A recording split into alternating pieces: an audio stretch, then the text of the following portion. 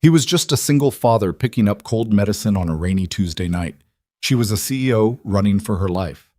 Neither of them planned what happened next, but some collisions don't ask for permission. One desperate moment, one stranger who chose to help without being asked, one little girl who changed everything without saying a word. What started as the worst night of Charlotte Bennett's life slowly became the one thing she hadn't allowed herself to want, a reason to stop running. But before any of that could happen, someone wanted to make sure she never made it home at all. If this story already has you, hit that like button and drop your city in the comments below. I want to see just how far this story travels. Now settle in, this one's going to take a while. The rain came down hard that night, not the soft, cinematic kind that makes people pause on sidewalks and look up at the sky. This was the ugly kind, sideways, relentless, the kind that soaks through a coat in under a minute and turns every street corner into a small river. Owen Carter had his collar flipped up and his head down, walking fast across the parking lot of a 24-hour pharmacy on the edge of Midtown, a small paper bag tucked inside his jacket to keep it dry. Inside that bag, children's fever reducer, a bottle of electrolyte solution, and a box of the cherry-flavored throat drops that Lily would actually take without a fight. She'd been running a low fever since noon. Nothing serious, but she'd woken up at 9 o'clock, pressing her hot little face against his arm and whispering that her throat hurt. He'd settled her back down with a cool cloth and a glass of water, waited until she drifted off again, and then called Mrs. Harmon from the unit upstairs, the retired school teacher who'd become something between a neighbor and a lifeline, to sit with Lily for 40 minutes while he made the run. He was almost at his car when he heard it. Not a scream, more like a cutoff sound, the beginning of one, stopped too quickly. It came from the narrow alley between the pharmacy and the parking structure next to it, half hidden by a row of commercial trash cans and the deep shadow thrown by a broken overhead light. Owen stopped. He stood there for a second with rain running down the back of his neck, telling himself it was nothing. A cat. A drunk.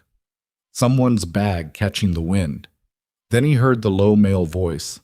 "Don't make this difficult. The car is right there. You get in, nobody sees anything, and we're done."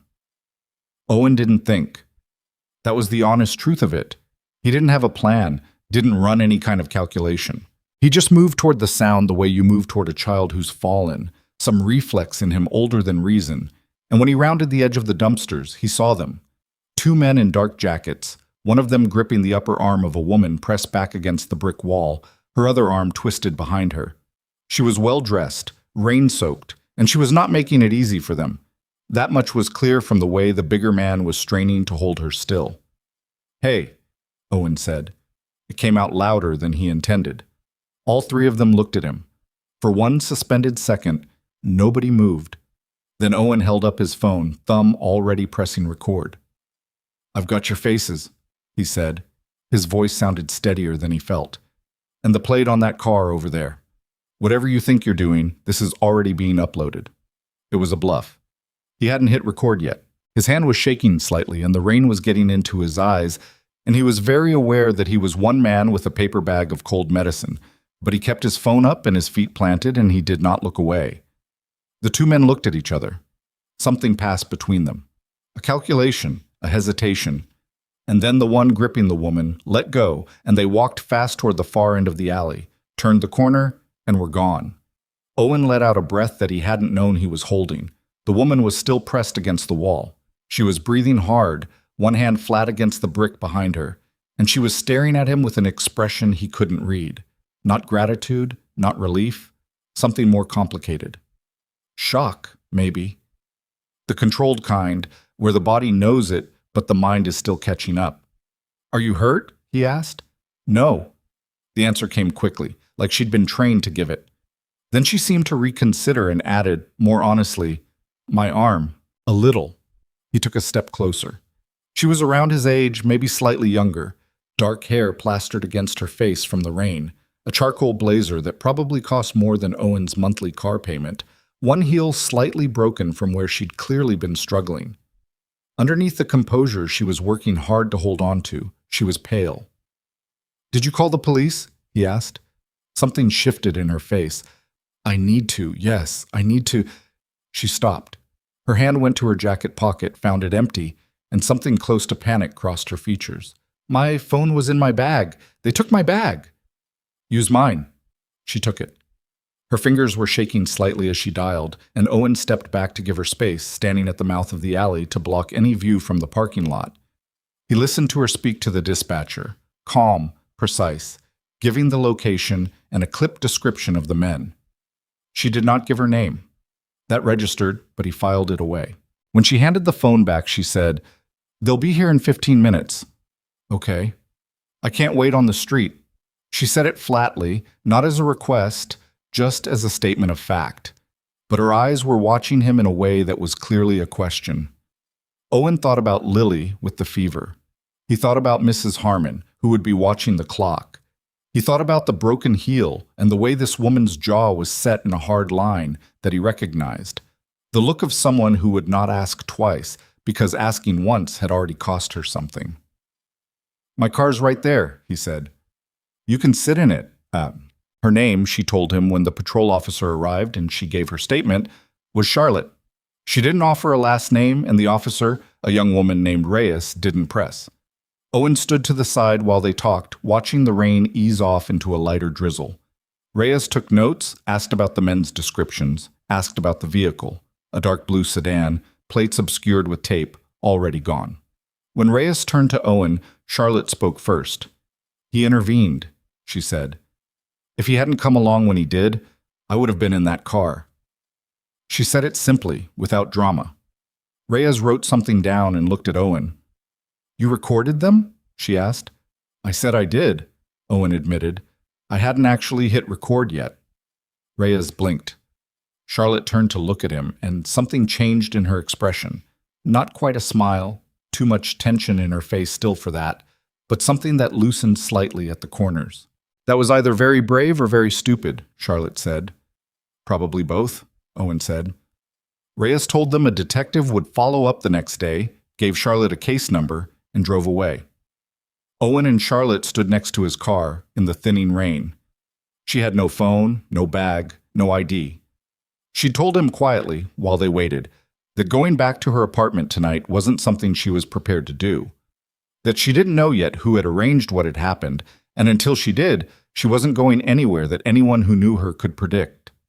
Owen understood, somewhere in the back of his mind, that he was standing next to someone whose problem was considerably larger and more complicated than a random street robbery.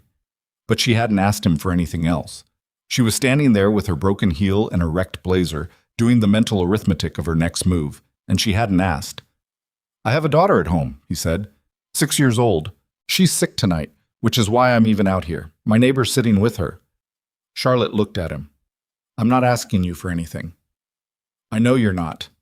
He unlocked the car. "I'm telling you because I'm going to offer you the couch, and I want you to know the situation before you decide." She was quiet for a moment. Then she said, "You don't know me." "I don't," he said. "But you didn't get in that car." He didn't know exactly why he said that. It just came out. This sense that whatever she was running from, the fact that she'd fought back, mattered. She looked at him for a long moment, the wet city light catching the sharp lines of her face, and then she nodded once and got in. His apartment was on the 11th floor of a building in the Maplewood district. Not a bad building, not a luxury one, the kind of place that had good bones and a superintendent who showed up when things broke. The elevator was slow. Neither of them talked on the ride up. Mrs. Harmon was waiting by the door, coat already on, purse in hand. She was 71, silver-haired, and had the particular talent of old teachers everywhere, the ability to assess a situation in 3 seconds without appearing to look. "She's sleeping," she said to Owen, and then to Charlotte. "Hello, dear. You look like you've had quite a night." "I have," Charlotte said. Mrs. Harmon looked at Owen. "There are clean towels in the hall closet, top shelf." And then she was gone, in the quiet, efficient way she had of disappearing when she felt her job was done. Owen showed Charlotte the bathroom, found her a dry shirt and a pair of sweatpants that were obviously too big but would do, and went to check on Lily. She was asleep on her side, her dark hair spread across the pillow, one hand loosely curled beside her face. Her breathing was even. He pressed the back of his hand to her forehead. Still warm, but not worse. He set the children's medicine on the nightstand for when she woke up, tucked the blanket more firmly around her shoulders, and stood there for a minute longer than he needed to. He did that sometimes. Just stood there in the dark of her room and watched her breathe. He didn't have a name for what the feeling was, something between gratitude and fear, the way love sometimes felt when it had nowhere else to hold all of itself. When he went back to the living room, Charlotte was sitting on the couch in the borrowed clothes with her knees pulled slightly up, her wet jacket draped over the arm of the chair to dry. Without the blazer and the professional armor of it, she looked younger and also somehow more tired, as though the clothes had been doing some of the work of holding her together. She was looking at a framed photograph on the bookshelf, a woman with dark eyes and a bright, unguarded smile, holding a much younger version of Lily in a hospital blanket. "Your wife?" Charlotte asked. "Her name was Sarah," Owen said. "She passed away 3 years ago. Aneurysm. She was fine, and then she wasn't." Charlotte was quiet for a moment. "I'm sorry." "Thank you." He sat down in the chair across from her.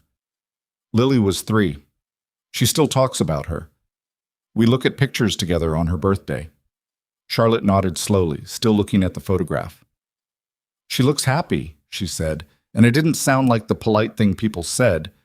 It sounded like she actually meant it. He made tea because it was late, and tea was the only thing that seemed right. They sat with it, not talking much at first. Outside the window, the rain had mostly stopped, and the city made its quiet nighttime sounds. The occasional car, a distant siren, the building settling. "The men tonight," Owen said eventually. "That wasn't random, was it?" It wasn't a question. Charlotte turned her tea mug slowly in both hands. "No," she said. "It wasn't. You don't have to explain anything to me." "I know." She looked up. "But I've been sitting here realizing that you put yourself between me and 2 men you didn't know, in an alley, on your way home to a sick child, and you didn't ask me a single question about it. Would you have answered?" The corner of her mouth moved. "Probably not tonight." "Then why ask?" She studied him for a moment. Not the quick, appraising look she'd given him in the alley, but something steadier. "My name is Charlotte Bennett," she said. "I'm the CEO of Bennett Capital Group, and someone tonight tried to have me taken off the street, and I don't know yet if it was to scare me, to hold me, or something else. But I know it wasn't random, and I know it had something to do with a man named Marcus Hale." Owen didn't recognize the company. He recognized something in her voice when she said the other name.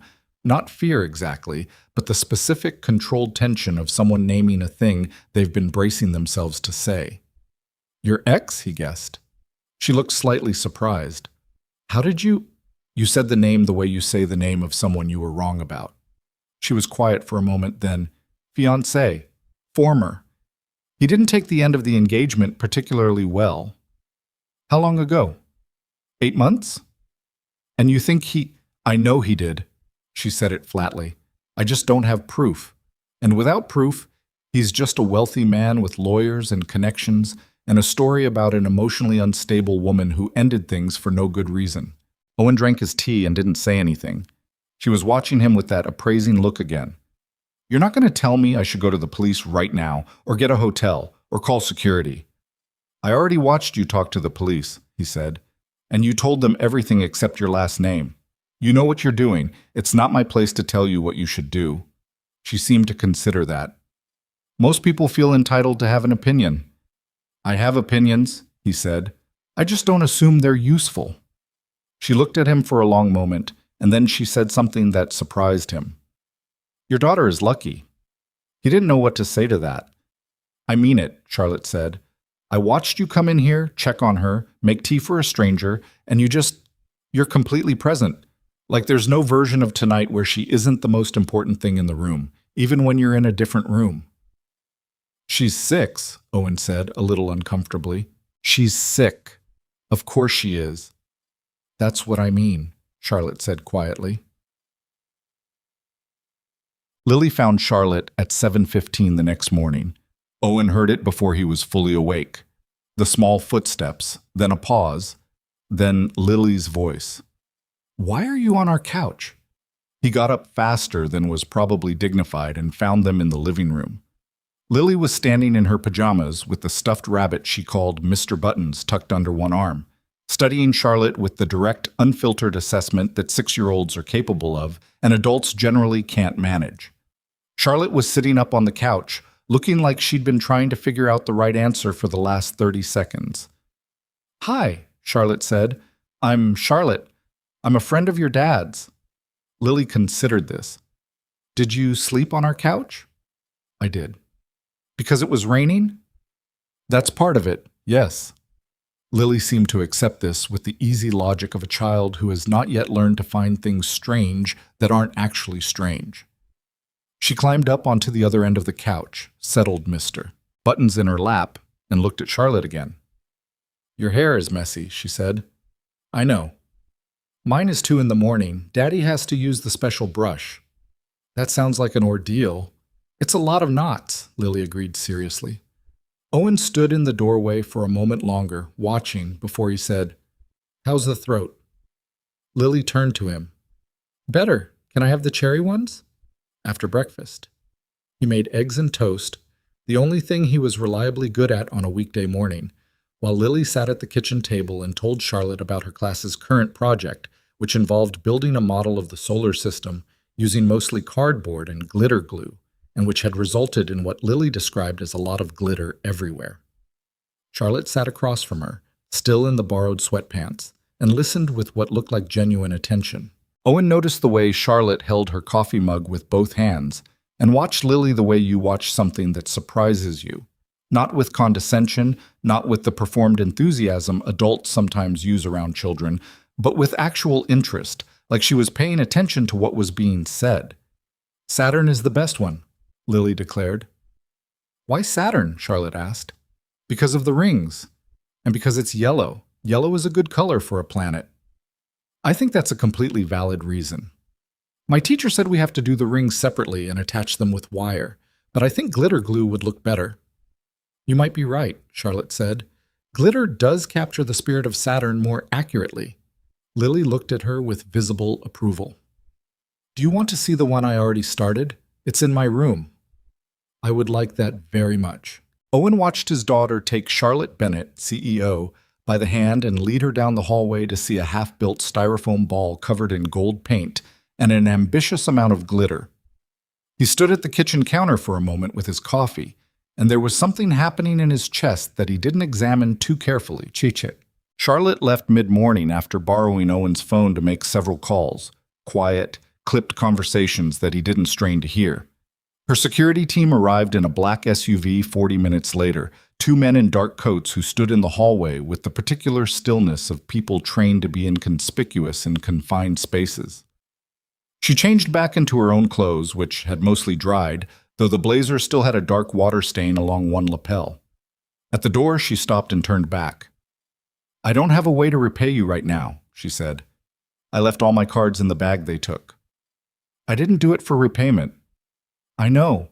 She said it the way she'd said several things, like she'd already considered the answer before he gave it, and was noting that it matched. She reached into the pocket of her slacks and pulled out a business card that had somehow survived the night. Embossed, heavy paper, just her name and a number, nothing else.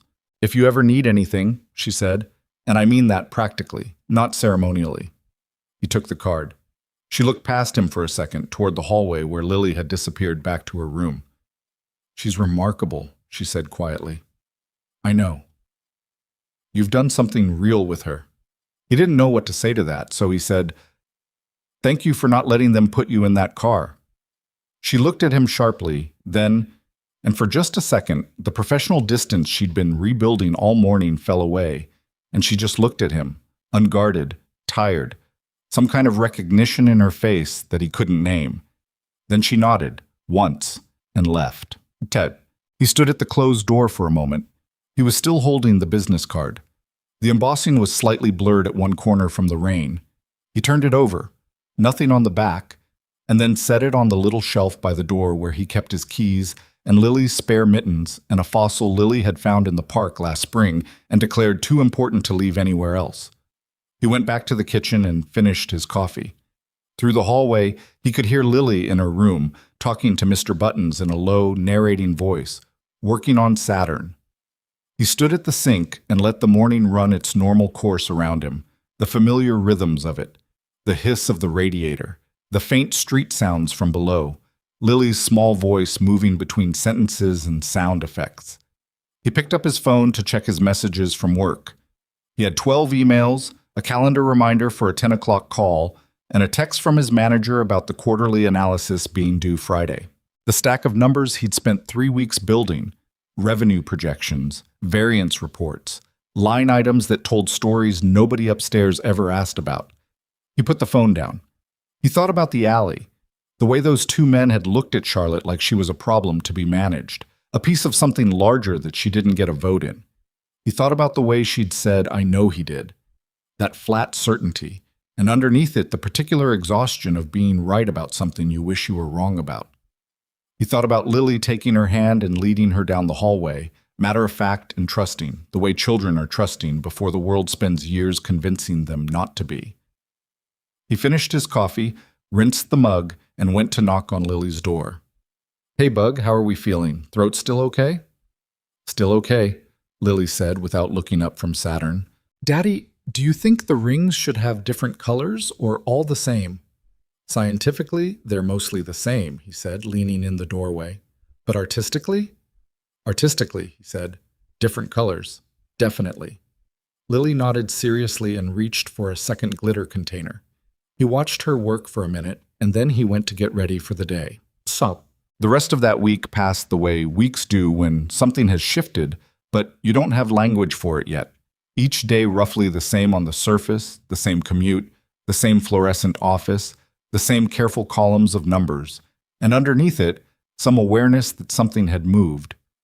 He told himself it was just the incident itself, the adrenaline of the alley, the strangeness of bringing a stranger home, the residue of something unusual.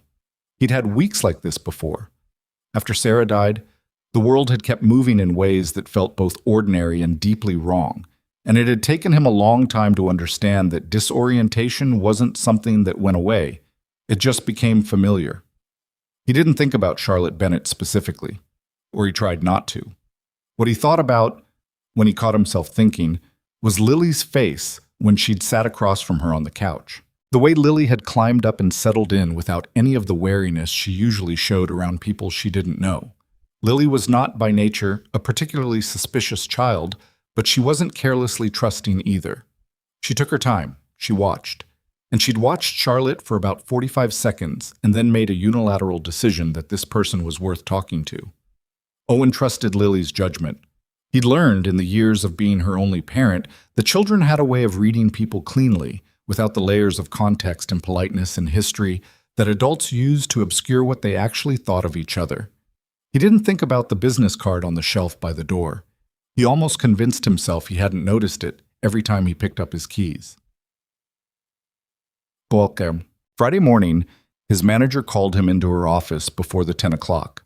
Deborah Walsh was 54, competent, and deeply uninterested in anything that fell outside her immediate departmental remit.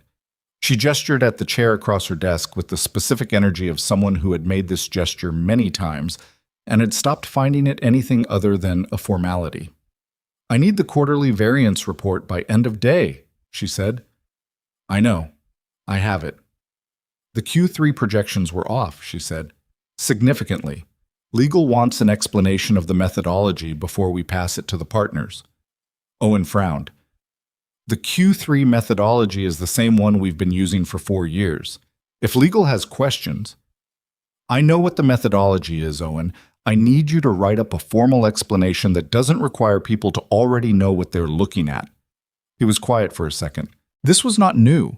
The expectation that analysis should be translated into something simple enough to not challenge anyone who would then sign off on it. He'd learned a long time ago that this was not the right hill to choose. "I'll have it by 3, he said. "By noon." He went back to his desk and pulled up the file. The Q3 numbers had been nagging at him for weeks, actually. Not wrong, not in any way he could pin down, but off in the way that numbers sometimes felt when you'd been looking at them long enough. A rounding that didn't need to be a rounding, a transfer category that moved through accounts in a pattern too regular to be organic. He'd flagged it internally. The flag had been noted and deprioritized. He pulled the file up and started writing the explanation. Outside the window, 18 floors up, the city moved through a gray November morning, and Owen Carter sat in his cubicle and did his job the way he always did, carefully, completely, without anyone particularly noticing that he was there. Lily's fever was fully gone by the weekend. Saturday morning, she woke him up at 6:45 by standing next to his bed with Mr. Buttons and announcing that she wanted pancakes and also that Saturn was finished and could he please look at it. "It's 6:45, yup," he told her. "I know," she said, "but I finished Saturn." He made pancakes. They sat at the kitchen table and she told him her plan for Jupiter, which involved a red circle made of felt and a lot of orange glitter, and he nodded at the plan and drank his coffee. "Daddy," she said after a while. "Yeah. Is Charlotte your friend?" He didn't look up from his coffee right away. He took a second. "I just met her," he said. "You can be friends with people you just met," Lily said, with the authority of someone who has strong opinions on the subject. "I made friends with Maya in 5 minutes on the first day of school." "That's true." "She was nice," Lily said, meaning Charlotte, not Maya. "She listened to me talk about Saturn for a long time." "She did. And she said the glitter idea was better." "To be fair," Owen said, "it is." Lily ate a piece of pancake. "Is she coming back?" He didn't have an answer to that, so he said, "I don't know, Bug." Lily seemed to find this acceptable. She reached for the syrup and continued eating, unconcerned. Owen looked at the shelf by the door. The card was still there, slightly propped against the wall, the embossed letters catching the morning light from the window. He looked at it for a moment, then he looked back at his daughter. "After breakfast," he said, "let's see this Saturn." Lily's face lit up.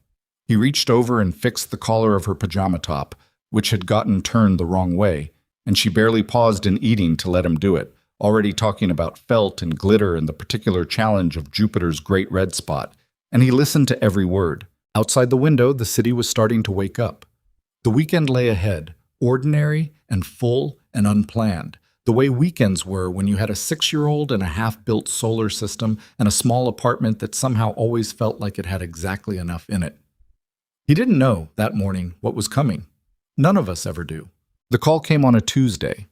Owen was at his desk, halfway through a sandwich he'd been eating in installments between emails, when his phone buzzed with a number he didn't recognize.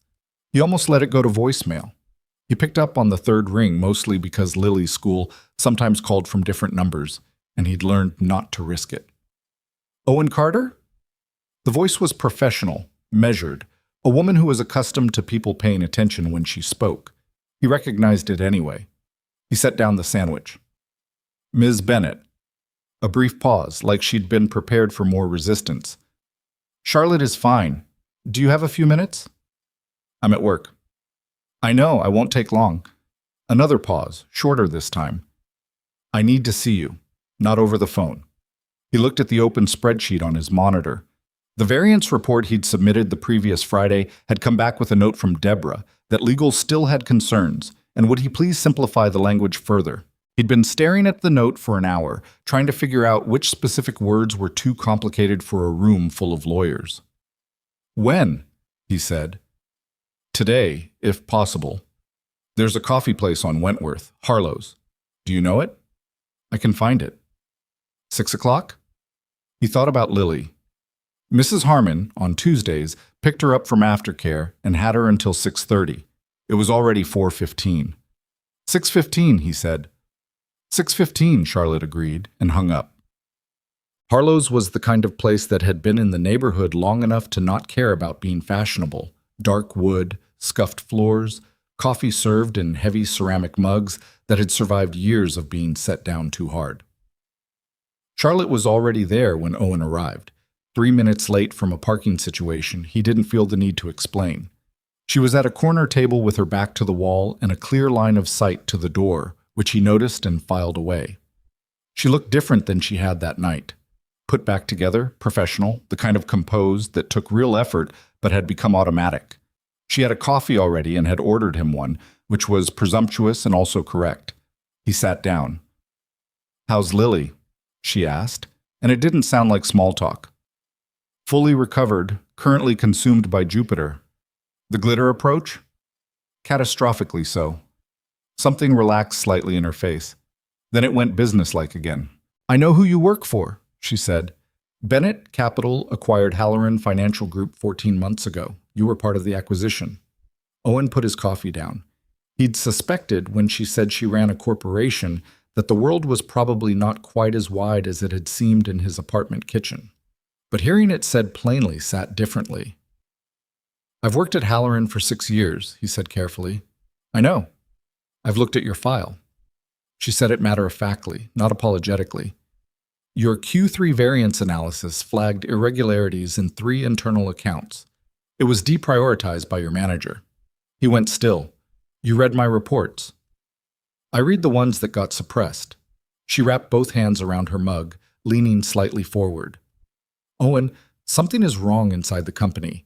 I've suspected it for months. Money moving in patterns that don't make sense, internal reports that get quietly buried, board members who seem to know things before they should. I brought in my own forensic team last quarter and they came up empty because someone knew they were coming."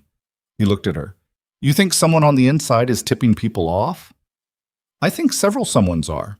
She held his gaze. "And I think you found a piece of it without knowing it. Your Q3 report was the 3rd analyst-level flag on those same accounts in 18 months. The other 2 analysts were transferred to other divisions within 6 weeks of submitting their reports." Owen sat back. He thought about Deborah's note. He thought about the pattern he'd noticed and flagged and been told to simplify. "Why me?" he said. "You have a forensic team. You have a legal department." "My forensic team came back empty, which means whoever is moving this money is smart enough to hide it from people who look like they're looking."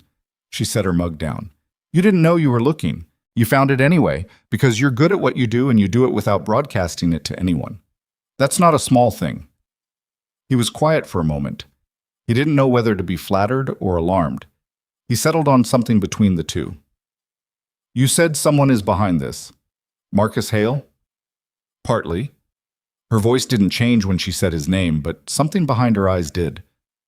"Marcus has connections on our board, 2 members who I believe he's been working through, but the financial irregularities predate our engagement. This started before him, which means he either found an existing operation and aligned himself with it, or he's a secondary actor in something bigger. And you need someone to dig into it without alerting whoever is watching." "Without alerting whoever is watching," she confirmed. "Someone who has legitimate access to those accounts as part of their normal job. Someone who already knows the numbers well enough to understand what's off without having to ask questions that would be noticed." Owen looked at her for a long moment. "This is not a small ask." "No," she said, "it's not. And if whoever is doing this notices that I'm looking, I will have resources on you that you won't see," Charlotte said, "and I will know about it before they act. You have my word on that." "Your word," he said. "I know how that sounds." She looked at him steadily. "You pulled me out of an alley with a bluff and a phone. I'm telling you that I don't ask people for things I don't believe they're capable of, and I don't make promises I don't intend to keep. That's the best I have to offer." Outside the window, the evening commute moved in its dense, indifferent way, thousands of people making their way home with no knowledge of this conversation happening at a corner table in Harlow's Coffee. Owen thought about the variance report. He thought about the numbers that had been nagging at him for 6 weeks.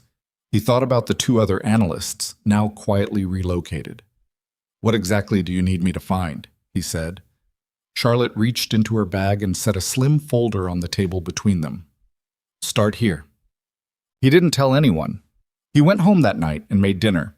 Pasta, nothing special, and sat with Lily while she ate and told him about the school day in her characteristic manner, which was nonlinear and enthusiastic, and required him to ask occasional clarifying questions to determine the sequence of events. Jupiter was coming along. There had apparently been an incident involving someone else's glitter, but Lily was diplomatic about the details. He did not think about the folder, which he'd left locked in the glove box of his car. He did not think about it when he gave Lily her bath, or when he read to her. 2 chapters of a book about a girl who trained horses, which they'd been working through for 3 weeks.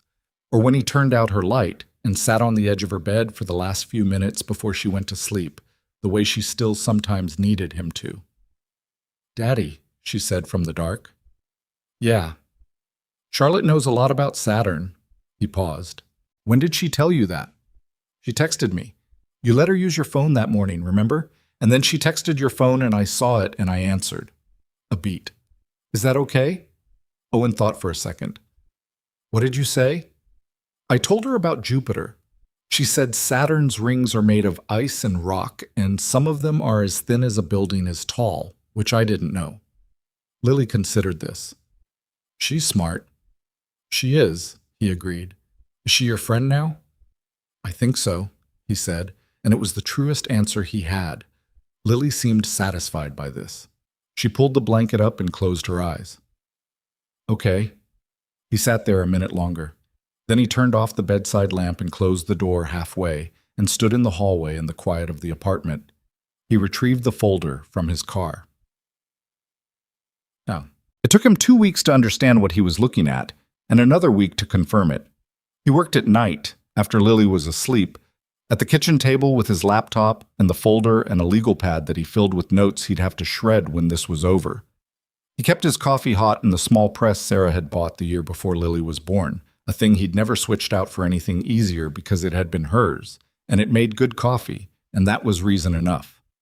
The pattern, once he saw it, was almost elegant. Money flowing through 3 subsidiary accounts, all legitimate, all low visibility, the kind of accounts that got glanced at during audits rather than scrutinized. Small amounts moved frequently, routing through a vendor payment system that had been slightly modified 18 months ago in what the documentation described as a security update. The modification had been approved by 2 senior executives whose names kept appearing on the same documents in different combinations. Richard Voss, Senior Vice President of Operations, 22 years with the company. Diana Mercer, Chief Risk Officer, 11 years. And beneath them, a third name that appeared less frequently but in higher value transactions. Nathan Park, Head of External Relations, the person responsible for managing relationships with institutional investors. Owen cross-referenced every transaction he could access against public records, vendor registrations, subsidiary filings.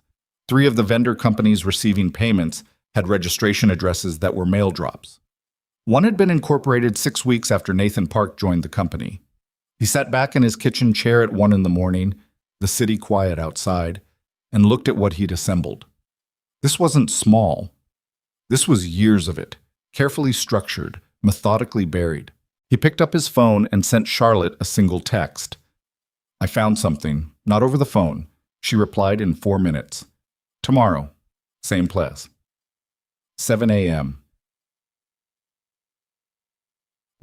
She was there when he arrived, this time with a legal pad of her own, and she listened without interrupting while he walked her through it. When he was done, she sat very still for a moment, looking at the copies he'd made of the key documents. "Nathan Park," she said. "You knew him?" "He was at my engagement party." She said it quietly, not with bitterness, more with the flat recognition of someone confirming something they'd already half known. "He and Marcus went to the same business school. They're not close, publicly, but they know each other." "Which means the leak to your ex wasn't accidental," Owen said. "Park had access to board communications. If he was feeding Marcus information, then Marcus knew the board's concerns before I did." Charlotte pressed her fingers briefly against her mouth, a gesture he'd come to recognize. She did it when she was thinking hard and didn't want to say something half-formed out loud. "That's how he's been staying ahead of me. I've been responding to a board I thought I understood, and he's been reading the script before the performance." "There's more," Owen said. He turned a page. "The financial irregularities aren't just about money. Some of what's moving through these accounts looks like it may be information, payments to individuals whose job descriptions don't match their compensation, routed through a vendor category that was reclassified last year. I can't prove it yet, but it looks like someone's been funding a source network." Charlotte stared at the page for a long moment. Corporate espionage. Or preparing for it, or both. She looked up at him. In the early morning light of the coffee shop, she looked tired in a way that wasn't just this morning's tiredness. It was the long-term kind, the kind that settles into a person's face when they've been carrying something for too long without being able to put it down. "How long have you been working on this?" she asked. 2.5 weeks. Evenings. You did this on your own time. You needed someone who didn't look like they were looking. She held his gaze. "I told you I'd have resources on you. I meant it. You've had a detail since the first night." He thought about his commute, his parking lot, the parking structure by his building. "I didn't notice." "You weren't supposed to." Something shifted in her expression. "Owen, you didn't have to go this deep." "The numbers were there," he said simply. "I can't unknow what the numbers say." She nodded slowly. Then she said, "I need to formalize this. I can bring you into a direct reporting arrangement to me, with a title that gives you the access you need to keep going. It would be a significant change for you." "Would it expose me?" "Not if we do it carefully. There's a precedent for direct analytical appointments during acquisition reviews. It's unusual but not suspicious." She paused. "It would also mean working closely with me, directly. I want to be clear about what you're agreeing to." He looked at her. There was a quality to this moment he couldn't quite define. The two of them sitting across from each other in the early morning with the gravity of what they'd found between them, and underneath it something else that neither of them was naming or needed to name yet. "Okay," he said. "That easily?" "The numbers are real," he said. "Whatever else is going on, the numbers are real. Someone should answer for them." But the next 6 weeks were the strangest of Owen's professional life. By day, he was still an analyst at Halloran. Same desk, same fluorescent light, same Deborah with her requests for simplified language. He submitted his regular reports on time, attended his standing meetings, ate lunch at his desk or sometimes in the building's lobby when he needed air. Nothing different that anyone would notice. In a second life running parallel, he was building a case. Charlotte had set him up with a secure channel, an encrypted communication system run through a law firm with no visible connection to Bennett Capital, and he used it to send her his findings in increments, careful, documented, cross-referenced. She responded with questions, additional documents she had access to that he didn't, context that reframed certain transactions in ways that made them worse. They spoke on the phone sometimes late at night, after Lily was asleep. He'd started those calls expecting them to be purely operational, and they mostly were, but there was a quality to the late-hour conversations that was different from the daytime messages. Looser, somehow, more likely to drift sideways. She told him about Marcus once. Not the facts of it, he already had enough of those, but the other part. "I thought I was choosing well," she said. "I thought I was being careful. I took 2 years to agree to the engagement. I was methodical." "Methodical doesn't make someone trustworthy," Owen said. "I know that now." A pause. "I think I knew it earlier than I admitted to myself. I just didn't want to have been wrong for that long." He understood that. He understood it specifically, the way you understand things that have happened to you rather than just observed in others. "When Sarah got sick," he said, "I spent the first week convincing myself it wasn't as serious as it looked. Every number they gave me, I'd find a reason it might be wrong, because being wrong about the numbers was better than what the numbers said." Charlotte was quiet for a moment. "Did it help, convincing yourself?" "For a week," he said, "and then it didn't." "No," she said softly. "It never does." The shift happened the way shifts between people often do, not in one moment, but across a series of ordinary ones that accumulated meaning without announcing themselves. Charlotte started coming by the apartment, not often and not without reason. There were documents that needed to be exchanged in person, discussions about the case that the encrypted channel wasn't right for. The first time she came by on a Wednesday evening, Lily heard the knock and was at the door before Owen had put down the dish towel. "Charlotte," Lily said, with the uncomplicated delight of someone who has not yet learned to moderate their enthusiasm about things they're happy about. Charlotte looked slightly startled by the force of the greeting. Then she crouched down to Lily's level in a way that looked slightly unfamiliar, like something she was figuring out in real time, and said, "Hi, how's Jupiter?" "Done," Lily announced. "Come look." Lily, Charlotte's here for work. Owen started. It's okay, Charlotte said. She looked up at him. I have 5 minutes. She spent 20 minutes looking at the solar system, which now occupied most of Lily's desk and was frankly ambitious in its scope. She asked the right questions and gave the right reactions, and Owen watched from the doorway as Lily explained the relative sizes of things with the authority of someone who had done significant research. When they finally settled at the kitchen table to go through the documents, Lily had migrated to the living room with Mr. Buttons and a chapter book, but kept wandering back with questions that were technically about her homework and actually about staying in the orbit of the conversation. Charlotte answered everyone without making Lily feel like she was being indulged, which was a specific skill. After Lily was in bed, Owen and Charlotte sat for a while longer at the kitchen table. The documents were done. The coffee press was empty. Outside the window, the city went about its nighttime business. You're good with her, Owen said.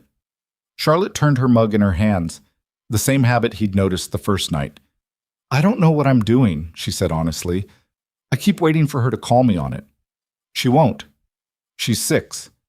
She's not analyzing your technique. No, she just... Charlotte paused. She just responds to things as they are, without all the other layers. Yeah, Owen said. That's the thing about her. Charlotte looked at him. The kitchen was quiet, the lamp on the table casting the kind of light that softens the edges of things. She looked, in this moment, less like the woman who ran a corporation and more like someone who had been tired for a long time and wasn't sure when she'd gotten permission to stop. This isn't how I planned any of this, she said.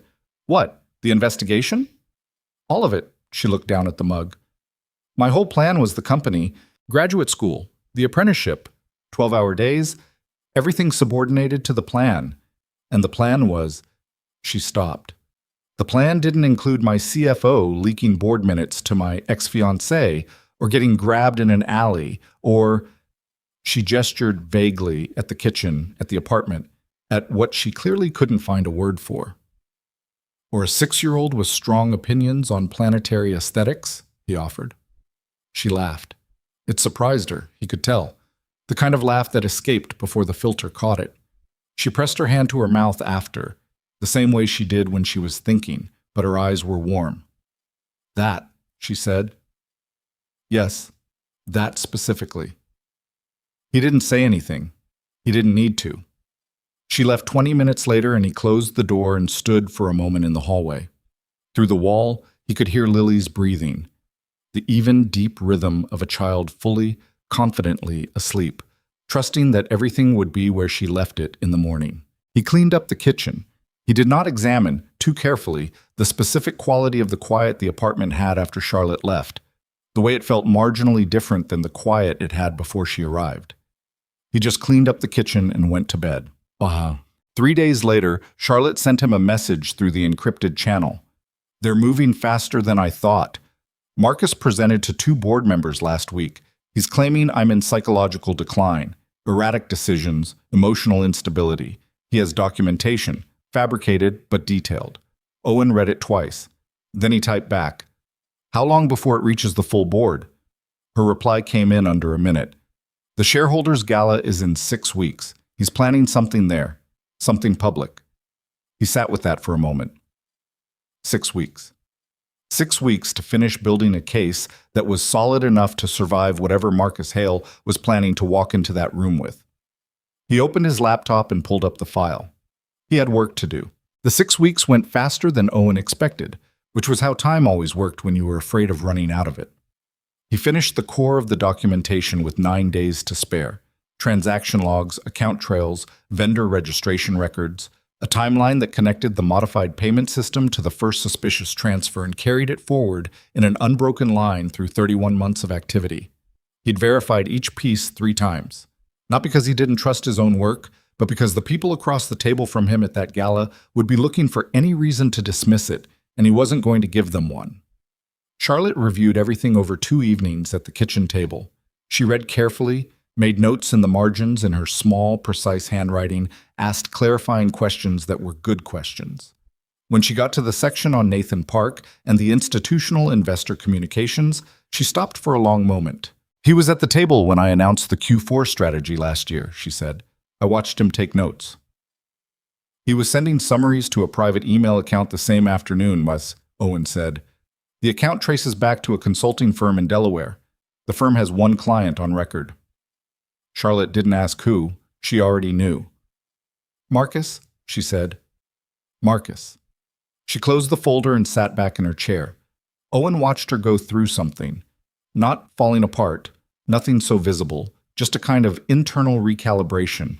The specific look of a person absorbing the full weight of a thing they've known was true but hadn't yet seen entirely laid out. How did I miss Park? She said. Not to him exactly, more like a question she was asking herself. He's been there 11 years, Owen said. He's good at being invisible inside an organization. It's actually a skill. I know it's a skill. It's the same skill you have. She looked at him. The difference is you're using yours for something that isn't theft. He didn't have a response to that, so he didn't try for one. He refilled her coffee instead. She watched him do it, and he had the feeling again, the one he'd been having more frequently in the last few weeks, that something was being said in the spaces between the things they were actually saying, and that both of them were, for their own reasons, leaving it there for now. The gala, she said. Tell me what you're thinking. He sat back down. Whatever Marcus is planning to do publicly, he'll have his version of the documentation ready. He'll present it as evidence of your instability or your negligence, or both, in a room full of investors and board members. The optics are going to matter more than the substance, at least in the first 5 minutes. Which means if I try to refute it after the fact, it looks defensive. It looks defensive and it looks rehearsed. He'll have anticipated the rebuttal. Owen turned his legal pad to a clean page. The only way to break the frame before it closes is to move first. Not with a counter-narrative, with the actual evidence. Charlotte thought about this. Before he speaks, or the moment he opens his mouth, so there's no gap for the room to form an impression. She was quiet for a moment, looking at the table. He's going to have support in that room, Voss, Mercer, at least 2 of the board members.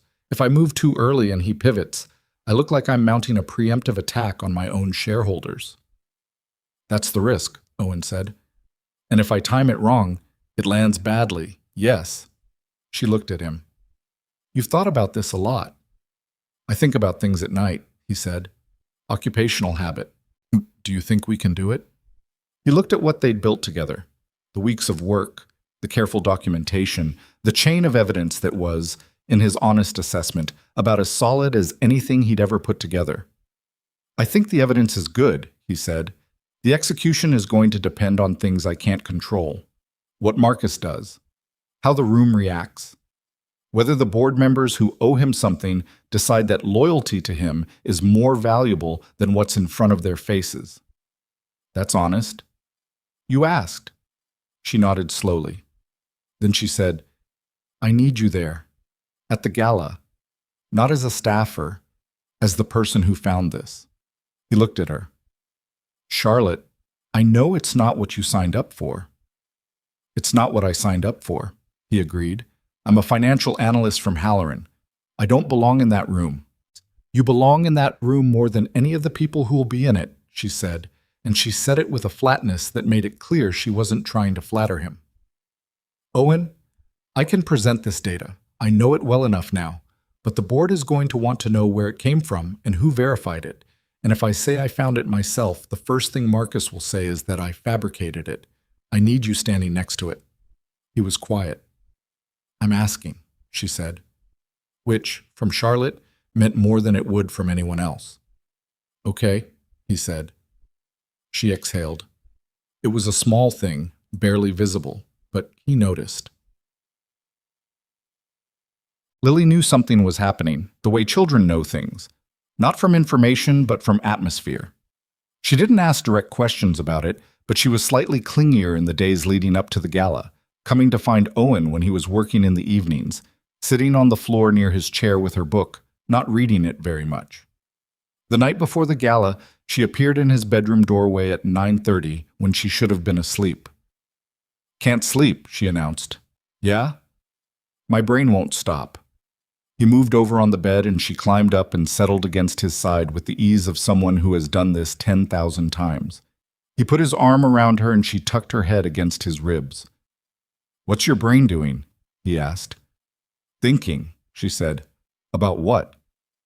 About lots of things. A pause. Is Charlotte okay? He looked down at the top of her head. Why do you ask? She seems tired when she comes over, like the kind of tired that's not from sleeping. He thought about what to say. He didn't lie to Lily. He'd decided very early that the particular cruelty of lying to children was that they always knew on some level, and it just taught them that adults weren't reliable about the truth. She's dealing with something hard at work, he said, but she's handling it. Are you helping her? Yeah. Lily was quiet for a moment. Good, she said, with the finality of someone who has made a decision about something. Then, Daddy? Yeah. Are you going to keep helping her? Like, after the hard thing is over? He didn't answer right away. The apartment was quiet around them. The city outside settled into its nighttime register. I think so, he said. Okay, Lily said, and she closed her eyes. And within 10 minutes, she was asleep against his side. And he lay there in the dark for a long time, thinking about nothing specific and everything at once. Washads. The Bennett Capital Group annual shareholders gala was held at the Whitmore, a hotel ballroom that had been hosting events of this kind for 40 years and knew exactly how to make money look comfortable. The room held 400 people, investors, board members, senior executives, institutional partners. The tables were set with the specific elegance of occasions where a great deal is at stake, and everyone understands this without saying so. Owen had owned one good suit. He'd bought it for a colleague's wedding 3 years ago, and it still fit, which he was grateful for. Charlotte had not commented on it when she saw him, which he took as a sign it was acceptable. She had met him in the lobby. She was in dark navy. Not the elaborate kind of formal, just precise. The kind of dress that said she intended to be taken seriously and wasn't asking for anyone's opinion about it. She looked at him for a second when he came through the doors, an assessing look. And then something in her face shifted. Not quite relief, but the specific thing that happens when you've been alone with a problem for a long time, and the person who's been helping you with it walks in. You came, she said. I said I would. You did. She straightened his lapel, a quick automatic gesture, and then seemed to notice she'd done it and stepped back slightly. The documents are with legal counsel at a table in the back. If anything goes wrong, they have instructions. Got it. Stay near me tonight, she said. Not obviously, just... I know. She looked at him once more. Then she turned toward the ballroom, and he followed. Quebec. The first hour was the kind of event Owen was not naturally built for. The circling conversations, the practiced handshakes, the assessment that happened behind every exchange of pleasantries. He stayed on the perimeter, watched, kept his drink in hand as a prop. Charlotte moved through the room with the ease of someone who had trained herself to do this, stopping at tables, greeting people by name, laughing at the right moments. She was good at it. He could see the effort it cost her, the fine tension along her jaw that probably nobody else was close enough to notice. He noticed Marcus Hale the moment he entered. He'd seen a photograph. Charlotte had shown him, without comment, the previous week. But photographs don't carry presence. Marcus Hale was 40, well-built, with the particular confidence of a man who had spent his whole life being told his confidence was justified. He was with two men Owen recognized as board members, Gerald Ashford and Philip Crane, and the three of them moved into the room with the coordinated ease of people who had a plan and were on schedule. Owen sent Charlotte a single text. He's here, west entrance, Ashford and Crane with him. Her reply came in 40 seconds. I see him. The dinner was served and cleared. The formal portion of the evening began with remarks from the board chair, a cautious, measured man named Arthur Lim, who had been running these proceedings for 15 years and had the face of someone who deeply wished everyone would behave themselves. The quarterly performance was reviewed. 2 new board appointments were acknowledged. The energy in the room was polite and careful. Then Arthur Lim said, Before we close the formal agenda, I've been informed that a member of the board has requested time to raise a matter of concern. Owen set down his glass. At the back of the room, Marcus Hale rose. He was good at this.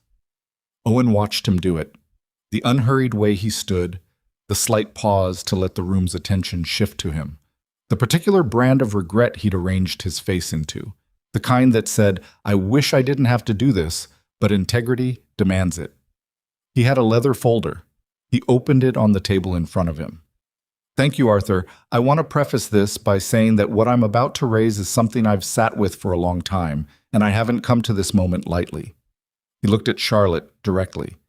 "The company has performed well by certain metrics this quarter, but there are a number of decisions made at the executive level over the past 18 months that I believe require the board's serious scrutiny. Decisions that reflect, in my view, a pattern of," he paused, selecting the word carefully, "instability at the leadership level." The room was completely quiet. "I have documentation," Marcus continued, "including communications, internal reports, and third-party assessments that I believe paint a concerning picture of Ms. Bennett's capacity to lead this company through its next phase of growth." Owen watched Charlotte. She was sitting at the head table, perfectly still. He knew what that stillness cost her. He'd been watching her practice it in the weeks leading up to tonight, the deliberate choice to not react, to not give Marcus the flinch he was looking for. Arthur Lim said carefully, "These are significant allegations, Marcus. The process for raising board-level concerns—" "I understand the process, Arthur. I'm exercising my right as a board observer to raise a material concern before the full body." Marcus looked around the room.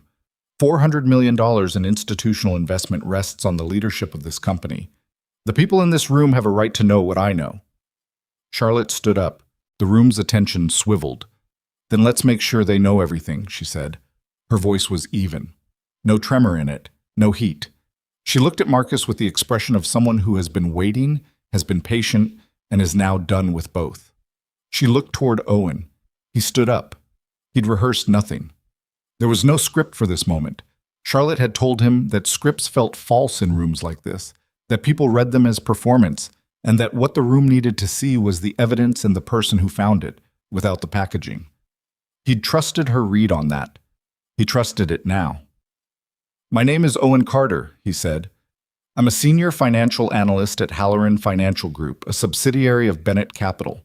I've spent the last 8 weeks examining financial irregularities that were flagged in our Q3 reporting and subsequently buried." He reached into his jacket and removed a thumb drive. "The documentation on this drive includes 31 months of irregular transactions across 3 subsidiary accounts, evidence of a modified payment routing system used to redirect corporate funds, vendor registration records connecting those payments to entities with no legitimate business operations, and internal communication logs establishing who authorized and concealed these activities."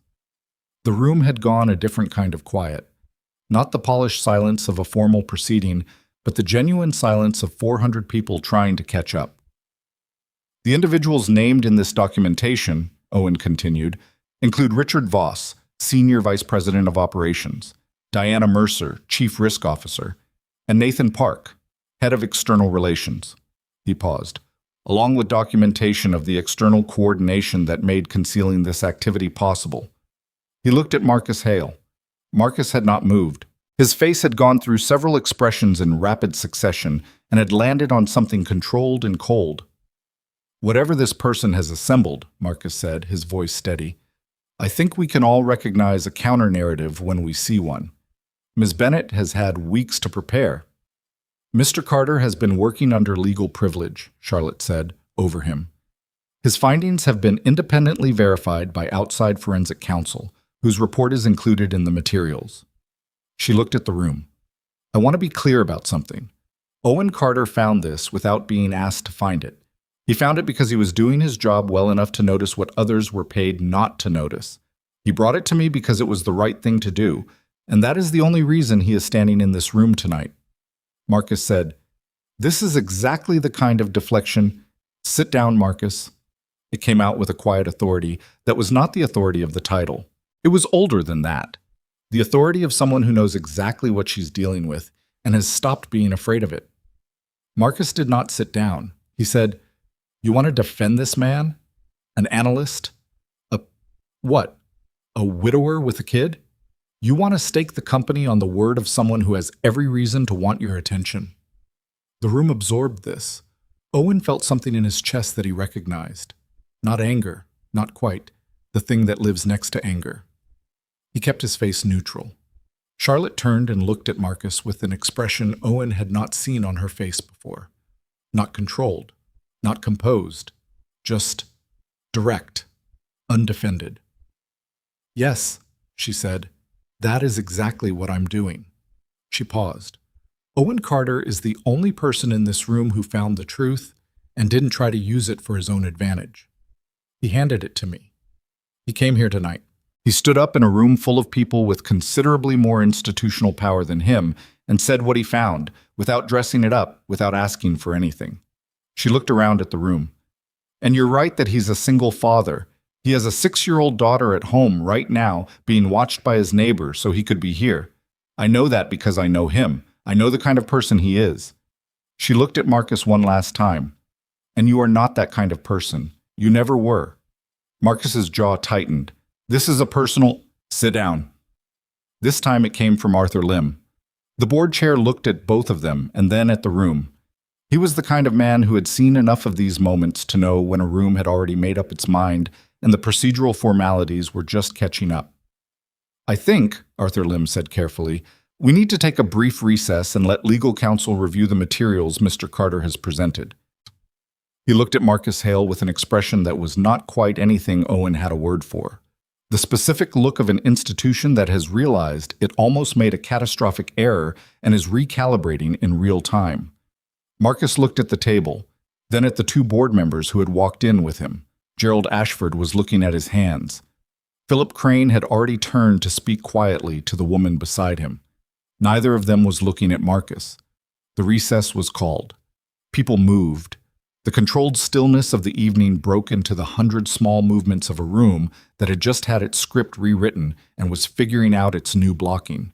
Owen stood where he was for a moment, and then Charlotte was next to him, and she didn't say anything, just stood beside him, and her shoulder was almost touching his arm. "You okay?" he asked quietly. "Ask me in an hour," she said. "Fair." She looked at him then, actually looked at him, and her expression was the most unguarded he'd ever seen it. Not the composure or the precision or the professional distance, just Charlotte, tired and standing and still here. "Thank you," she said. He shook his head slightly. The numbers were there. "I know," she said, "but you were too." Yes. The recess lasted 40 minutes. Owen sat at a corner table with a glass of water and did not particularly talk to anyone. A few people came to introduce themselves. An institutional investor from a fund he'd never heard of, a woman from compliance who wanted his contact information, and he handled each exchange politely and then returned to his water. He texted Mrs. Harmon, "Running long, hope that's okay." Her reply, "Lily is asleep. Take your time." He sat with that for a moment. Lily, asleep, at home, 10 miles away, and completely safe, with no knowledge of this room or what had just happened in it. The thought of her settled something in his chest. When the room reconvened, Arthur Lim announced that the documentation presented by Mr. Carter had been transmitted to outside legal counsel and to the firm's forensic auditors, effective immediately. He announced with considerable care in his word selection that pending review, certain executive functions would be suspended as a precautionary measure. He announced that the board expressed its full confidence in Charlotte Bennett as CEO while the review proceeded. Marcus Hale left before Arthur finished speaking. Owen watched him go. There was no satisfaction in it, not quite, just the particular feeling of a thing that needed to happen, happening. Richard Voss and Diana Mercer sat very still at their respective tables. Nathan Park had not come to the gala at all, which, it would later emerge, was because he'd been informed by his own sources that the evening was not going to go the way he'd planned. In the slow aftermath of the room returning to something that resembled normal, Charlotte found Owen again. They stood near the windows at the edge of the room, the city visible below them, the quiet that settles after the thing you've been bracing for has passed. Voss looked like he was going to be sick, Owen said. He should be, Charlotte said. He'll be worse when the auditors get started. Mercer didn't react at all. Mercer is a lawyer's problem now. She looked out the window. Marcus will fight it. He'll find a way to drag it out. Probably. But he won't win. She said it quietly, not triumphantly, just a statement of what the evidence supported. Owen nodded. They stood there for a moment in the comfortable way of people who no longer need to fill all the space between them with words. The city below moved in its oblivious way. The room behind them hummed with the particular energy of 400 people recalibrating. "I need to go back in," Charlotte said. "Arthur's going to want to talk, and there are investors I need to speak to tonight before the story gets away from me." "Go," he said. She turned to leave, then paused, turned back. There was something in her face that she clearly hadn't fully decided whether to say. "Come to dinner," she said. "This weekend. You and Lily. Not for any reason except that I want to cook dinner for both of you, and I don't think I should keep pretending that this is purely professional." He looked at her. "That's what I thought," she said, reading something in his face. "You've been waiting for me to say it." "I didn't want to assume." "You weren't assuming," she said, and she held his gaze for just a moment, long enough to mean something, before she turned and walked back into the room. Owen stood at the window for another minute. He thought about Lily asking, "Are you going to keep helping her after the hard thing is over?" He thought about the answer he'd given, the one that was true but hadn't been complete yet. He looked out at the city. Then he went back in. The dinner Charlotte had promised happened on a Saturday, 3 days after the gala, and it was not what Owen expected. He'd anticipated something polished, the kind of meal that reflected the rest of how Charlotte presented herself to the world, precise and controlled and well executed. What he found when he and Lily arrived at her apartment was a kitchen that looked like someone had been cooking for 2 hours and had not entirely won the encounter. There was a pot on the stove with something that smelled good but was clearly running hotter than intended, a cutting board with vegetables in various stages of completion, and Charlotte in a plain gray t-shirt and jeans with a dish towel over her shoulder, looking at a recipe on her phone with the expression of someone who has discovered mid-process that they may have been overconfident. "The rice is fine," she said when Owen walked in. "The salmon I'm less certain about. Can I help?" "Please." Lily had already migrated to the living room, where she'd spotted a coffee table book about architecture and was turning the pages with the focused interest she applied to anything with good pictures. Owen rolled up his sleeves and assessed the situation. "Turn it down," he said, looking at the stove. "I did." "Turn it down more." Charlotte adjusted the dial. He moved the pan slightly off-center and checked the salmon, which was salvageable but needed another 6 minutes on lower heat. She stood beside him watching, close enough that he was aware of the proximity. "I cook about twice a year," she said. "I can tell." "That's not very charitable." "It's accurate," he said. "Hand me that." She handed him the spatula without argument, which he noted. Charlotte Bennett, in professional settings, directed. In her own kitchen, apparently, she was willing to follow instructions from someone who knew what he was doing. He found that more interesting than he probably should have. The dinner worked out. The salmon was fine. The rice was good.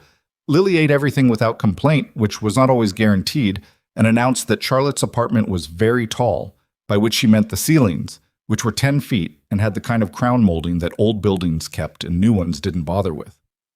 "I like your windows," Lily said. "Thank you," Charlotte said. "I like them too. On clear nights you can see the bridge." "Can we look?" After dinner.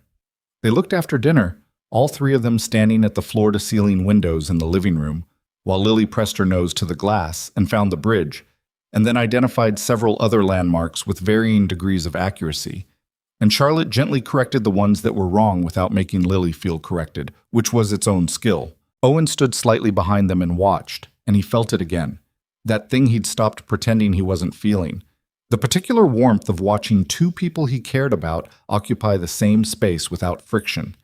He didn't say anything about it, he just stood there, and it was enough. The formal investigation that followed the gala took 11 weeks. It was not a clean 11 weeks. Owen had known it wouldn't be.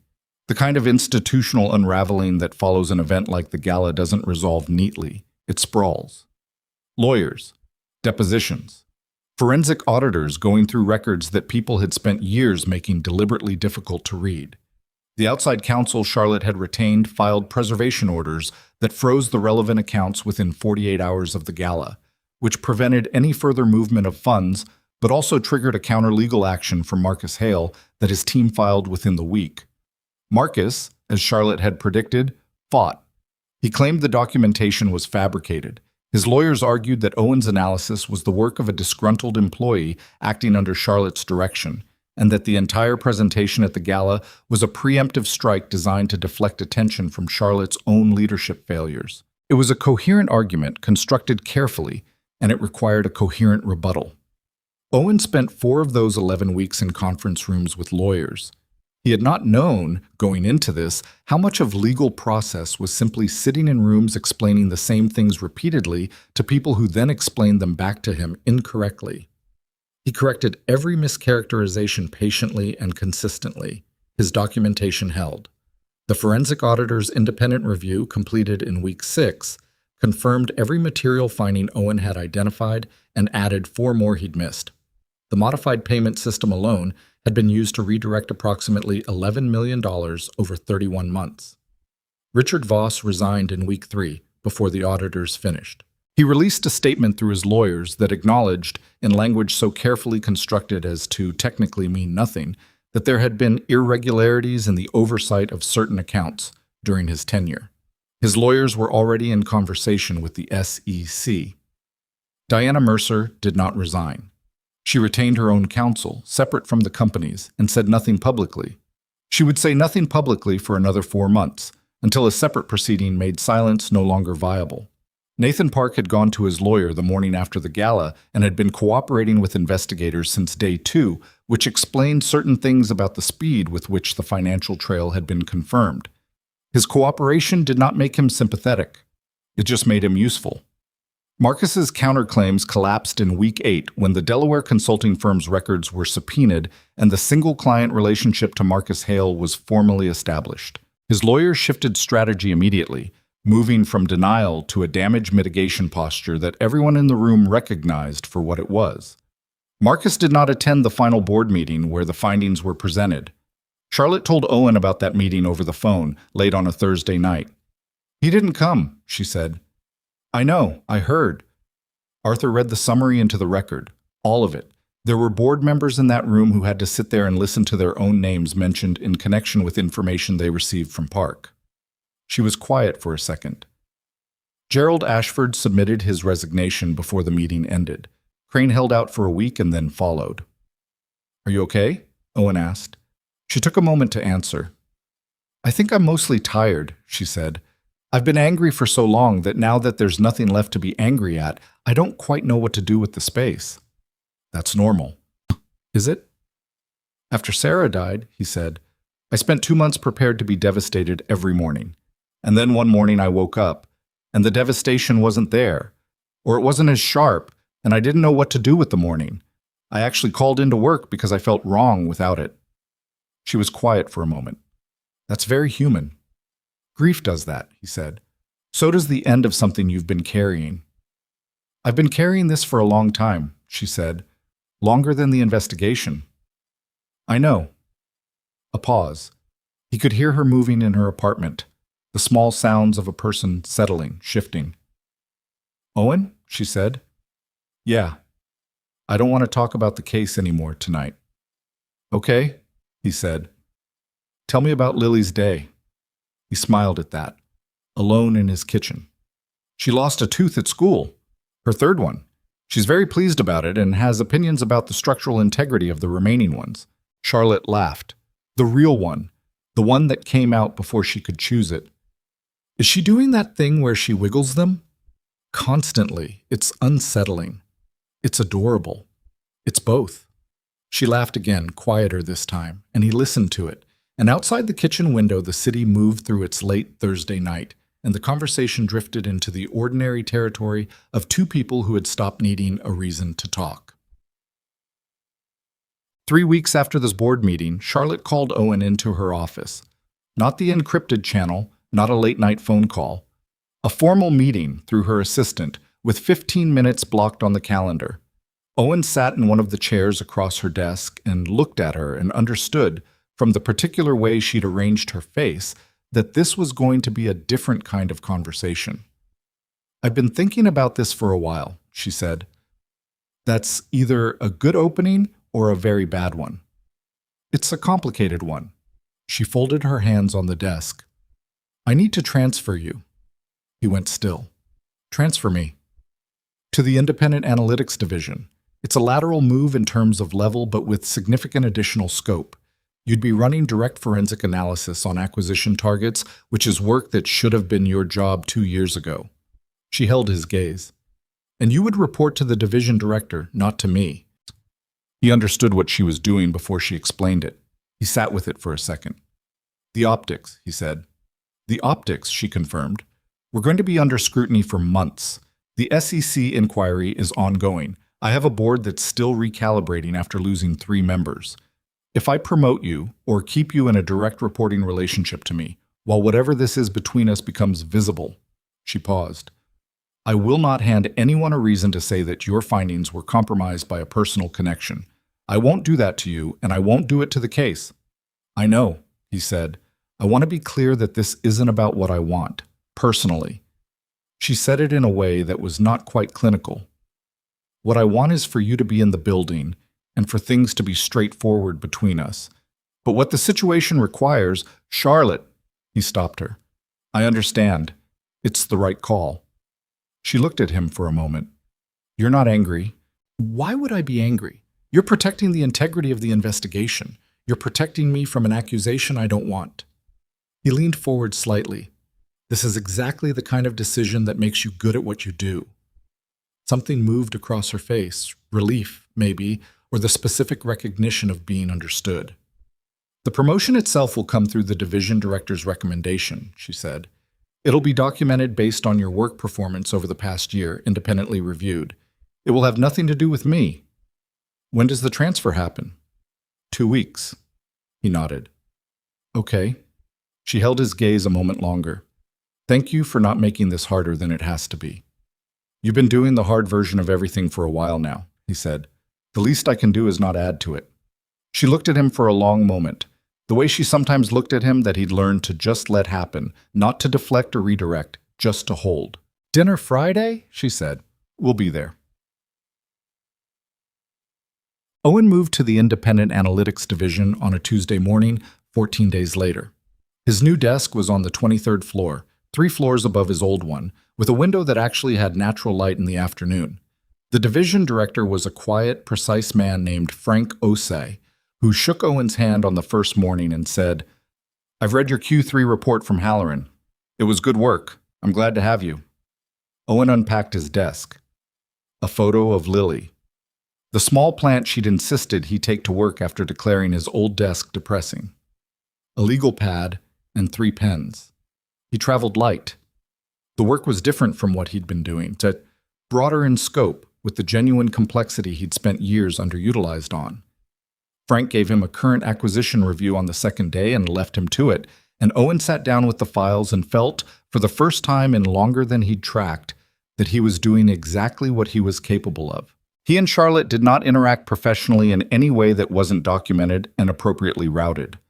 They were careful about it, not performatively, not as a show, just as a genuine discipline that both of them took seriously because both of them understood why it mattered. What they were less careful about privately was everything else. Friday dinners became a pattern, sometimes at Charlotte's apartment, sometimes at Owen's, occasionally at a restaurant where Lily could order off the kids' menu and then spend 20 minutes explaining to Charlotte why the pasta was inferior to Owen's. Charlotte took the critiques with a straight face and agreed where agreement was warranted, which was not always where Lily expected it, and this made Lily trust her assessment in a way that free flattery never would have. There was an afternoon in October when Owen came home from work to find Charlotte and Lily on the living room floor with the remnants of what appeared to be an elaborate project involving poster board and colored tape. Lily had decided, with Charlotte's encouragement, that the solar system model needed a display base. They'd been working on it for 2 hours. The apartment looked like a craft store had exploded. This is my fault, Charlotte said when he came in. Which part? All of it. I suggested a base. I did not anticipate the scope of Lily's vision. She has ambitious vision, Owen said. I have very ambitious vision, Lily confirmed, without looking up. He stood in the doorway with his coat still on and looked at the two of them. Charlotte, sitting cross-legged on the floor she'd known for less than a year, his daughter beside her explaining the structural rationale for a certain piece of tape placement with complete seriousness. And something in him went very quiet and very clear. He'd been waiting, he realized, for it to feel complicated. For the guilt, or the sense of replacement, or the specific grief of letting someone occupy a space that had been held for something else. He'd been waiting for it the way you wait for weather you've been told is coming. It didn't come. What came instead was something simpler. He loved his daughter, he was watching his daughter be happy, and the person sitting next to her on the floor had put herself there without being asked, and had stayed and was taking the tape placement seriously. That was enough. That was more than enough. Well, he talked to Sarah about it. Not literally. He was not a man who spoke to empty rooms, but in the particular way that grief makes possible after it loses its sharpest edges, the way you carry a person with you and sometimes have a conversation in your own head that you know, somehow, reflects what they would actually have said. He did it at the cemetery, in late October, on an afternoon when the sky was overcast and the trees had gone to their fall colors and the cemetery was quiet in the specific way that cemeteries are, which is not exactly peaceful, but is something. He brought Lily. They came once a year on Sarah's birthday, and once more in fall when Lily asked to. She was at another section of the cemetery, leaving a small arrangement of plastic flowers she'd insisted on buying at the drugstore, purple and yellow, which she'd said were good cemetery colors, at a grave that belonged to nobody they knew, but which Lily had adopted on some previous visit for reasons that remained her own. Owen stood at Sarah's grave and looked at the stone and didn't say anything out loud for a while. The wind came through the trees and the leaves moved. He thought, she'd have liked Charlotte. Not right away. Sarah had a streak of protectiveness about her own space that took a while to give around, but after a while, she'd have liked her. He thought, she'd have told me not to wait too long to stop being afraid. He thought, she was usually right about things. Lily came back and stood next to him and slid her hand into his. She looked at the stone with the quiet, considered expression she had when she was taking something seriously. I told her about Charlotte, Lily said. Owen looked down at her. You did? Yeah. I told her she was nice and that she took the Saturn rings seriously. Lily looked up at him. I think that was okay to say. He crouched down to her level. Her face was open and earnest, a little windburned from the walk, and she was watching him with the steady attention she gave to things she needed him to be honest about.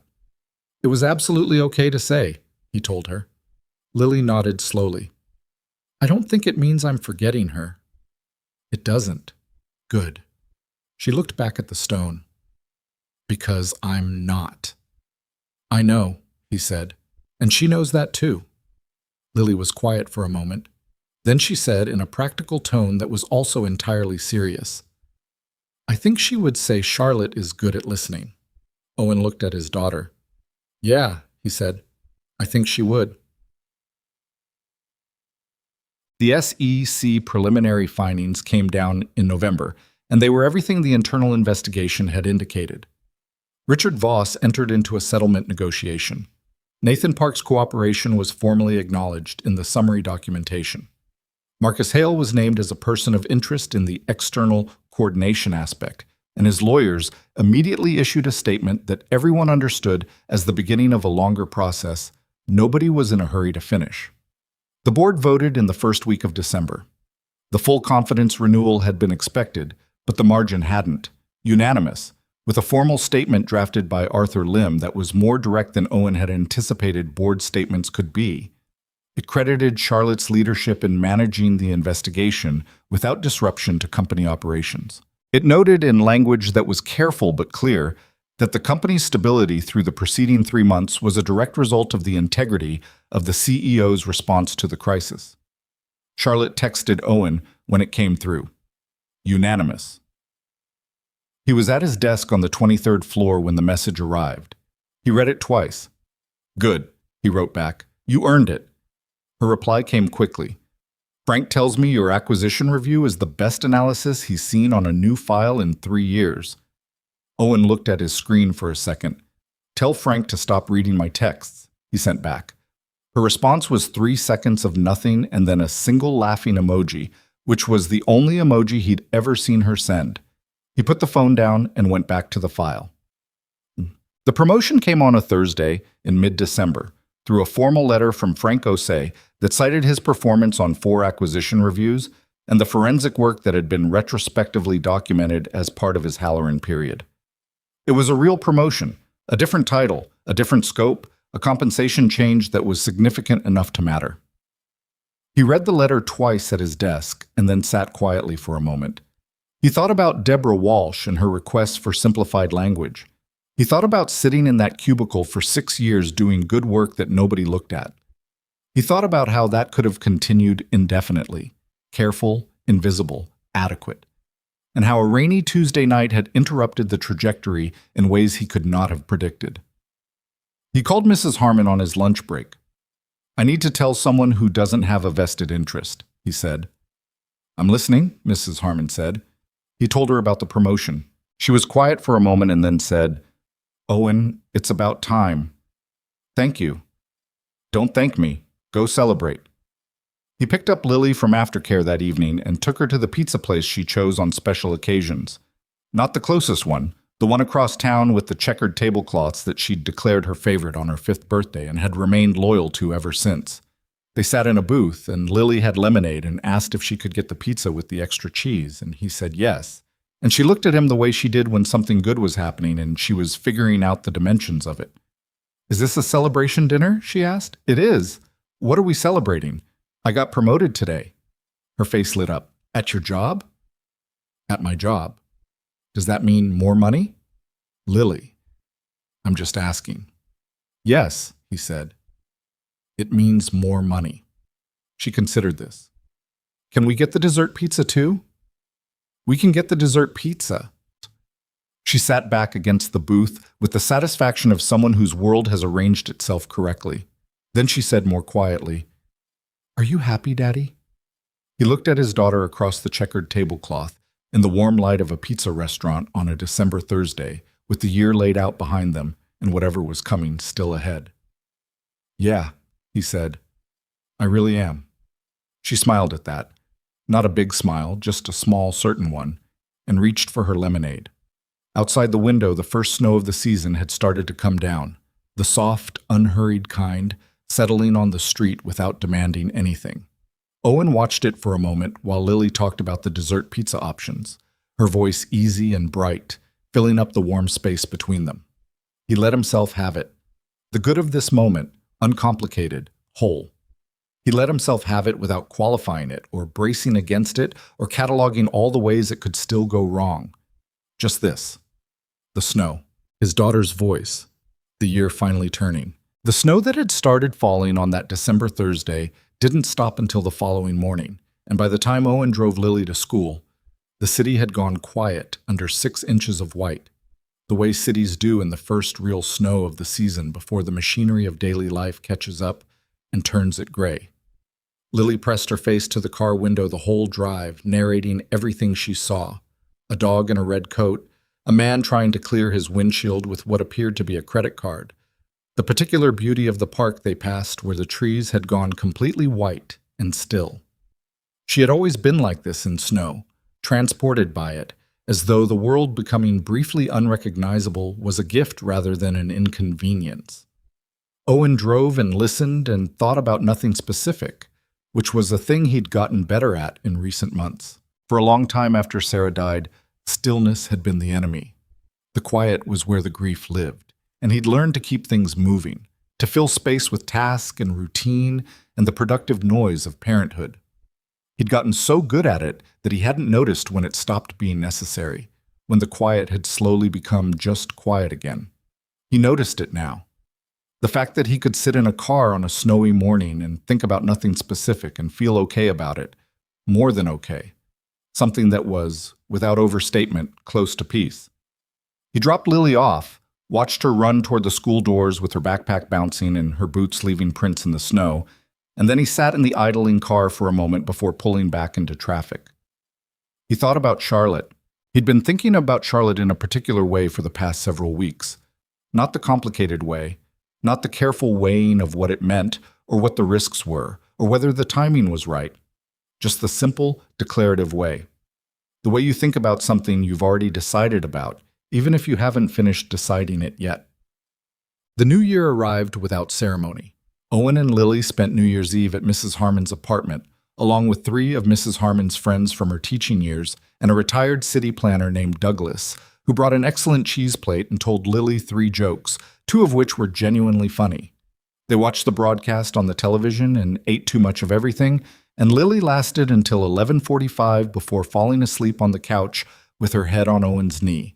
And at midnight he sat quietly in the comfortable noise of other people being happy and felt the year turn.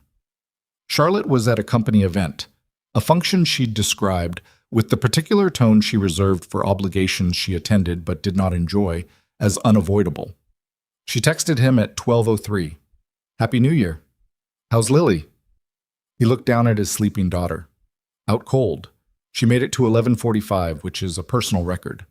Her reply, "Give her my congratulations." Then after a pause, "I'm leaving soon. It's too loud in here." He smiled at his phone. "Go home. Sleep." Another pause, longer this time. Then, "Owen, I want to talk to you about something. Not tonight, but soon." He read that twice. He had a reasonable idea of what it meant in the way that you have a reasonable idea about things you've been quietly certain of for a while. He wrote back, "Okay, whenever you're ready." She didn't reply after that, which meant she'd done what he told her and gone home. And he sat in the warm apartment with his daughter asleep on his leg, and the new year 2 minutes old, and let the fact of it settle. January moved the way January always does, slowly, gray, the kind of month that makes no promises and keeps the ones it makes. The SEC investigation entered a formal phase that required Charlotte's legal team's attention 3 days a week. Marcus Hale's lawyers filed 2 more procedural motions that were addressed and disposed of. The company's Q1 projections were built on foundations that were, for the first time in over 2 years, entirely clean. Owen and Frank Osei had developed something close to an actual working relationship by this point. Frank was not a warm man, but he was a precise one, and precision Owen respected. Frank gave him a complex acquisition review in the second week of January, a mid-sized logistics company with several subsidiary interests that needed untangling, and Owen took it apart methodically and built it back up in a way that Frank said, in the clipped complimentary manner he had, was the clearest financial picture he'd seen on a target this size. He and Charlotte had dinner on a Thursday in mid-January. Lily was at a sleepover, her first real one, at her school friend Maya's house, negotiated with considerable gravity on Lily's part and mild parental anxiety on Owen's. Charlotte had come to his apartment, and they'd ordered in, and after the containers were cleared and the dishes were done, they were sitting on the couch with their respective teas when Charlotte set hers down and turned to face him with the particular set of her jaw that he knew meant she'd been preparing to say something. "I want to say something, and I need you to let me finish before you respond," she said. "Okay." "I mean it. Don't say anything until I'm done." "Charlotte." "I'm serious, Owen." "I know. I'll let you finish." She looked at her tea for a second. Then she looked at him. "I have not been good at this," she said. "I want to be clear about that from the start. I've been running a company since I was 27, and I was raised by 2 people who treated success as the only language that mattered. And I spent a very long time building a life that was entirely legible to me. Every part of it planned, earned, controlled. And that life worked. It worked well. And then it didn't." She paused. "And then there was Marcus, who I thought was a person who fit into the life I'd built, and he wasn't. And it took me too long to see that, and the way he ended cost me something I'm still accounting for." Owen kept his face still and his mouth shut, as instructed. "What I'm trying to tell you," she said, "is that I am not a person who comes to this easily. I'm not easy to live with. I work too much, and I don't ask for help until I'm drowning, and I have spent the last 3 years so afraid of another Marcus that I've kept everyone at a distance by default, including people who didn't deserve it." She looked at him directly. "Including you, especially you." A pause. "I trust you," she said, "and I don't say that as it's not a stepping stone to something else, or a careful way of saying something more. I mean it on its own terms. I trust the way you are with Lily. I trust the way you are with me. I trust the fact that you found the truth in those numbers and handed it to me without keeping anything back." She took a breath. And I know what I want. I've known for a while. I've been waiting to be sure that knowing was enough, that I wasn't going to get to the edge of it and back off because I'm frightened. Are you frightened? Owen asked, and then remembered the instruction and said, Sorry. No, that's... You can talk now. The corner of her mouth moved. Are you frightened? He said again. Yes, she said, but I don't want the fear to win anymore. I've let it win too many things. He looked at her for a moment. Charlotte, in his apartment, in the apartment where Lily's art projects accumulated on the refrigerator, and the fossil from the park still sat on the shelf by the door, in the apartment that had its own particular smell and its own particular sounds, and its own life that was entirely his and entirely ordinary, and she had come here and sat down and told him the truth. I should tell you something too, he said. She waited. When Sarah died, he said, I made a decision. I didn't make it consciously, but I made it. I decided that the most important thing was to be fully present for Lily, and that any other part of my life that wasn't directly about her was secondary. And I kept that decision for 3 years, and I don't regret it. She needed it, and I needed to give it. He looked at his hands for a second. But there's a version of that decision that I kept longer than necessary, that became less about Lily and more about not risking anything else. I told myself I was protecting her. Partly, I was protecting myself. Charlotte was listening without moving. I'm not frightened, he said. Not of this. I think I would have been a year ago. But I've watched you this whole time. The way you work, the way you fight, the way you sit on the floor with my daughter and take the tape placement seriously. And what I feel isn't complicated. It's just true. She looked at him for a long moment. Then she said very quietly, Okay. Okay? Okay, she said. And for the first time in a long time, Charlotte Bennett looked like someone who had put something down. He reached over and took her hand. She looked down at it and then up at him, and she didn't say anything else, and neither did he. And outside the window of his 11th floor apartment, the city carried on in its enormous ordinary way, and none of it required any further explanation. The months that followed were not a montage. They were not a smooth passage of happy moments strung together in retrospect. They were actual months with actual friction, because two people with actual histories and actual habits do not simply merge into a combined life without negotiating the edges.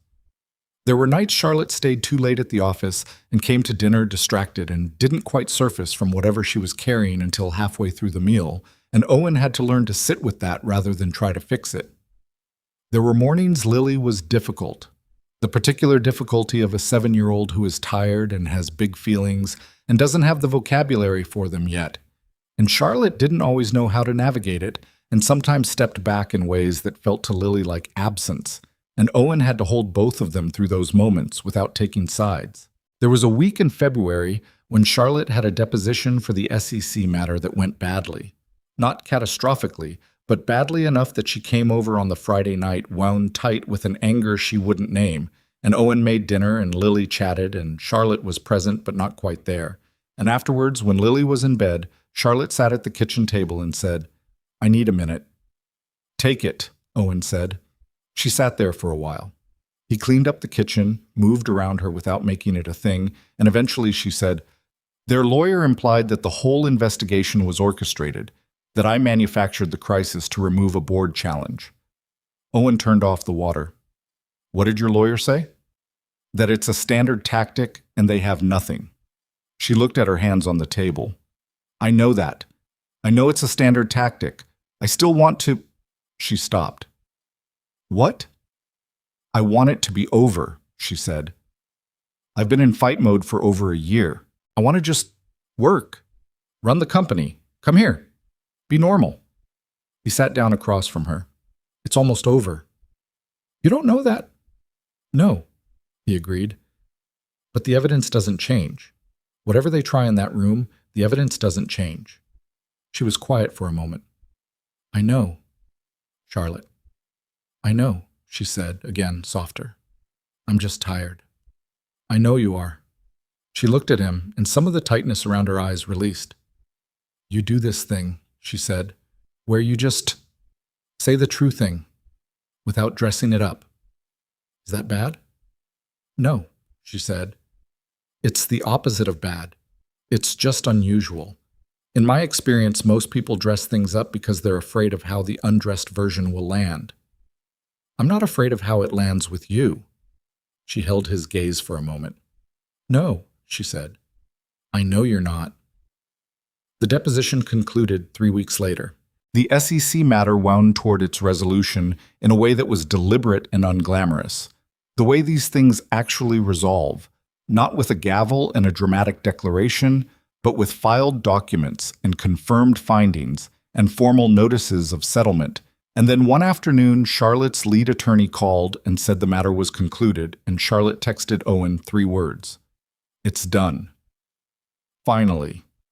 He was in a meeting when it came through. He read it, put his phone face down, and sat through the rest of the meeting, and when it ended, he went to the window at the end of the hallway and stood there for a minute looking at the city and let himself acknowledge what they'd been through to get to those 3 words. That weekend, he brought Lily to Charlotte's apartment, and Charlotte cooked again, more successfully this time, having apparently been practicing, or at minimum having read the recipe more carefully. And after dinner, Lily asked if she could stay up late and watch a movie, and both adults agreed to the same number, which was different, and Lily played them against each other for 6 minutes before Owen said, Lily, pick the movie. She picked something about a girl who discovers a door in her house that leads to a parallel world, and they all sat on Charlotte's big couch, Lily between them, and watched it. And somewhere around the 40-minute mark, Lily shifted sideways and put her head on Charlotte's arm, and Charlotte looked slightly startled for a moment, and then very, very still, in the way a person goes still when they're afraid to move and break something. Owen watched from the other side. Charlotte looked at him over the top of Lily's head. He just nodded, slightly. It's okay. Let it happen. Charlotte looked back at the screen. After a moment, she adjusted her arm, and Lily rearranged comfortably, and Charlotte's expression went through 3 things in rapid succession and landed on something that wasn't quite any word Owen had for it. Something between overwhelmed and certain, like a person who has arrived somewhere they didn't know they were going. Lily's 7th birthday was in late April. She had been planning it since February with the organizational seriousness she applied to important projects. There would be a small party, 6 friends from school, Maya included, and there would be a specific cake, which she had described to Owen in detail, and then to Charlotte in detail, and the 2 descriptions were not entirely consistent, which they both discovered when they compared notes and then had to diplomatically manage Lily's evolving vision. The party was on a Saturday. It was the kind of spring day that feels like an apology for winter, warm but not hot, with a clean, bright sky and a light wind that moved the trees without being inconvenient. The backyard of Owen's building wasn't much, a communal space that mostly consisted of a rectangle of grass, 2 benches, and a small plot of soil along the fence that the building's super had given over to residents who wanted to use it. Lily had claimed that plot 6 months ago.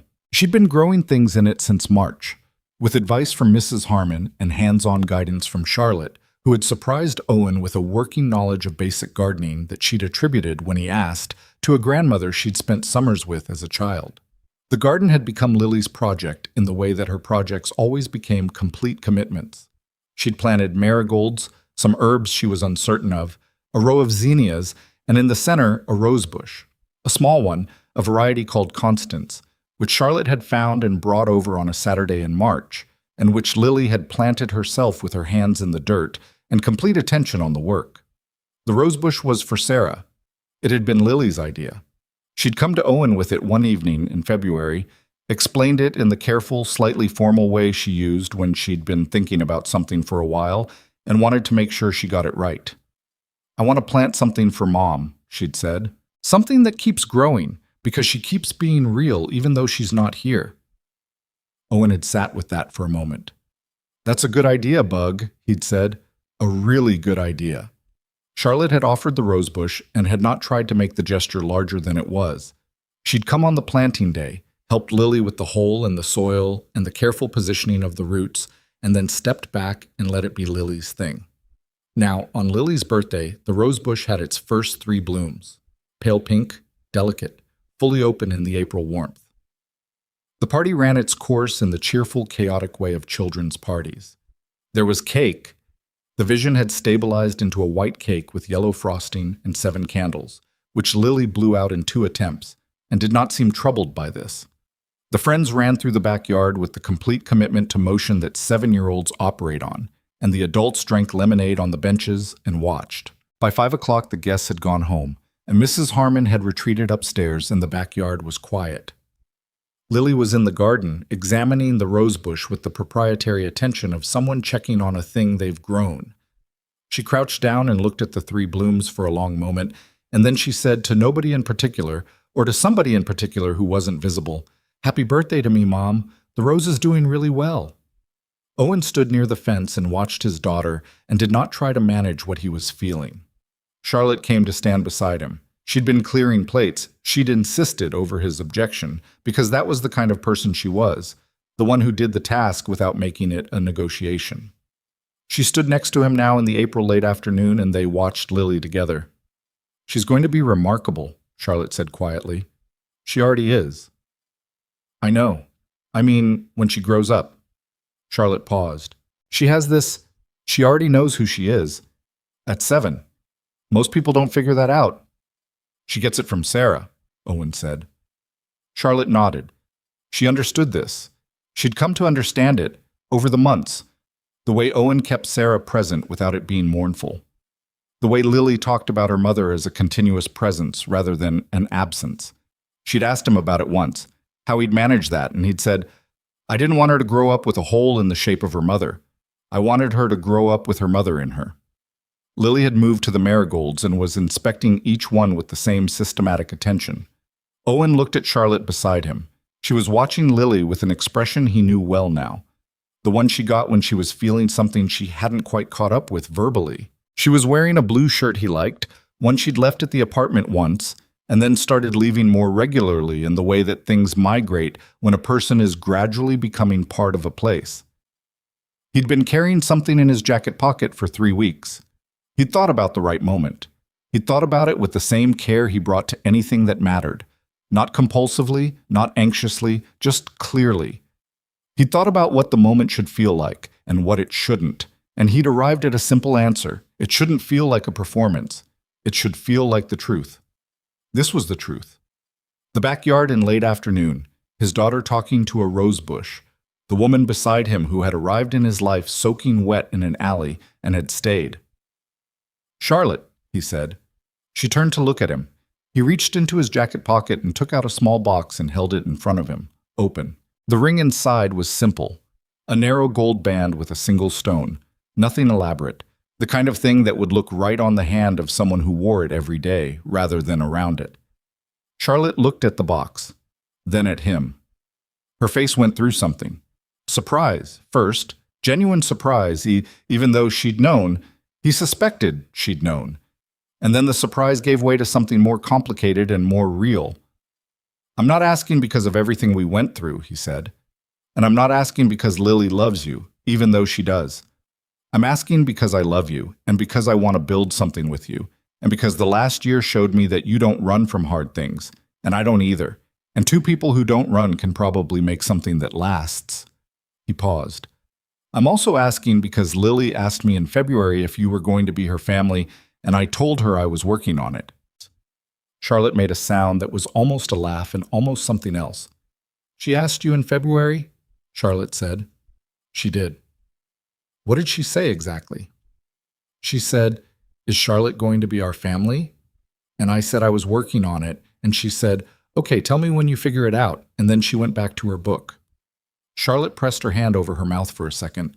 The gesture he knew, the one that held things back, except this time what it was holding back was clearly not composure, but something much more unguarded than that.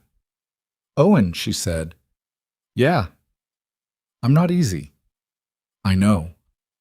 I work too much, and I don't always know how to stop, and sometimes I don't ask for help when I should, and—" "Charlotte." "What?" "I know all of that," he said. "I'm asking anyway." She looked at him for a long moment. Her eyes were bright, and she was not going to cry, he could tell, because Charlotte managed her own expressions with the long habit of a person who'd learned to, but there was something in her face that was completely open, Unprotected, the version of her that appeared in small moments and that he suspected very few people had ever been given regular access to. She took a breath. "Yes," she said. Behind them, Lily said, "Finally," with the satisfaction of someone who has been waiting for the adult world to catch up to a conclusion she reached months ago. Owen turned around. His daughter was standing 3 feet away, arms crossed, expression serene. "How long have you been standing there?" he asked. "A while," Lily said. She looked at Charlotte. "Can I see the ring?" Charlotte crouched down and held out her hand, and Lily examined the ring on Charlotte's finger with great seriousness and then gave a single approving nod. "It's good," Lily said. "I like the small stone. Bigger ones get caught on things." "That's very practical," Charlotte said. Her voice was slightly unsteady. "I know." Lily looked up at her. "Are you crying?" "No." "Your eyes look like you might." "I'm not going to," Charlotte said. Lily considered this. Then she reached out and took Charlotte's hand in both of her small ones, matter-of-fact, certain, and held it. Charlotte did not cry, but it was close. They were married in September. Not a large wedding.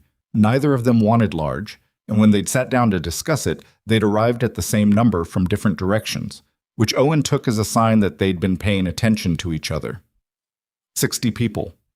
A venue that had originally been a warehouse and retained the bones of it, high ceilings, old brick, good light in the late afternoon.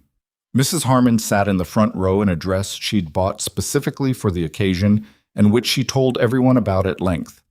Frank Ossie came with his wife and shook Owen's hand at the door with the specific warmth of someone who is not generally warm and means it more because of that.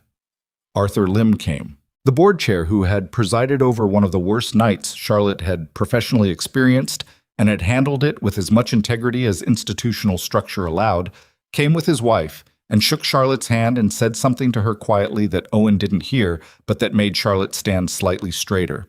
The ceremony itself was simple. They'd written their own vows, which had been harder than either of them anticipated, not because they didn't know what to say, but because the things they knew were not small, and rendering them in language that was true without being theatrical required more drafts than expected. Owen had gone through 7 versions. Charlotte had gone through more, and had eventually written something on a single index card that she did not let him read until she said it.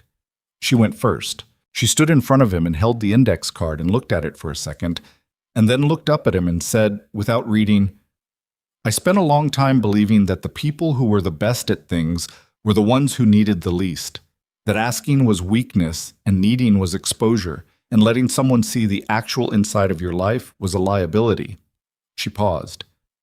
"And then you were in an alley with a phone you hadn't pressed record on yet, and you planted yourself between me and something I was afraid of, and you didn't ask me any questions about it.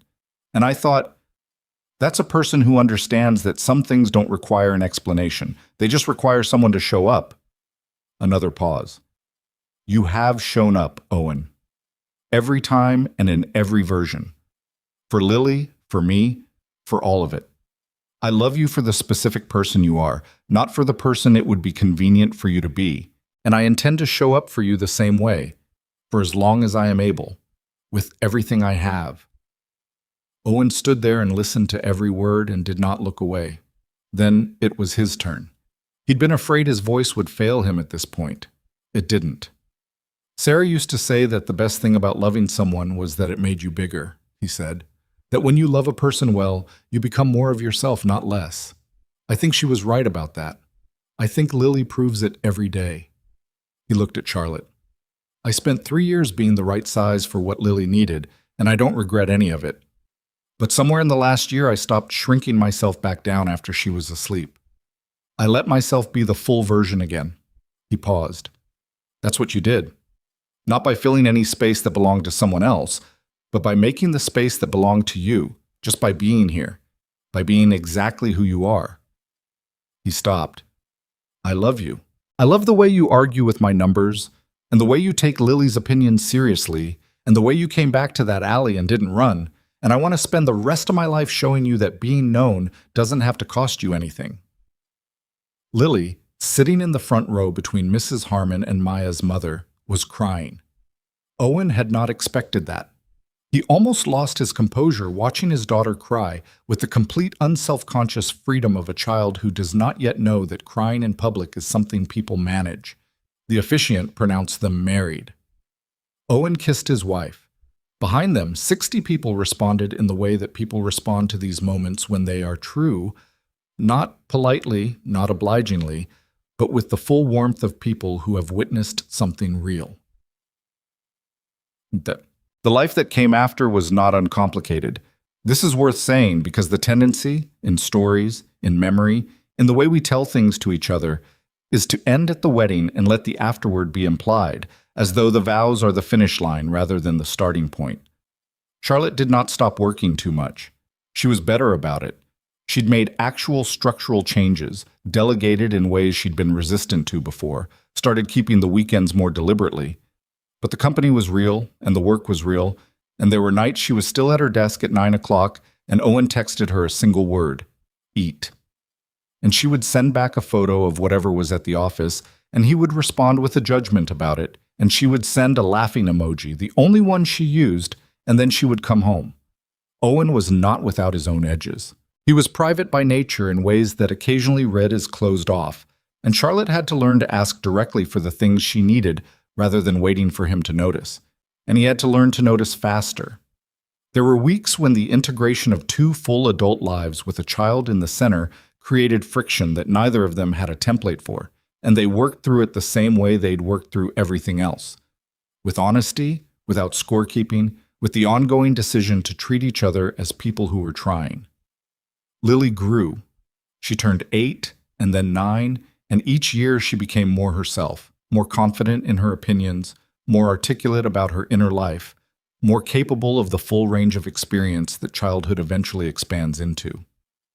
She still talked to Sarah. She kept the rosebush going, repotting it when they moved to a house the following spring with an actual yard, placing it in the part of the garden that got the most morning light.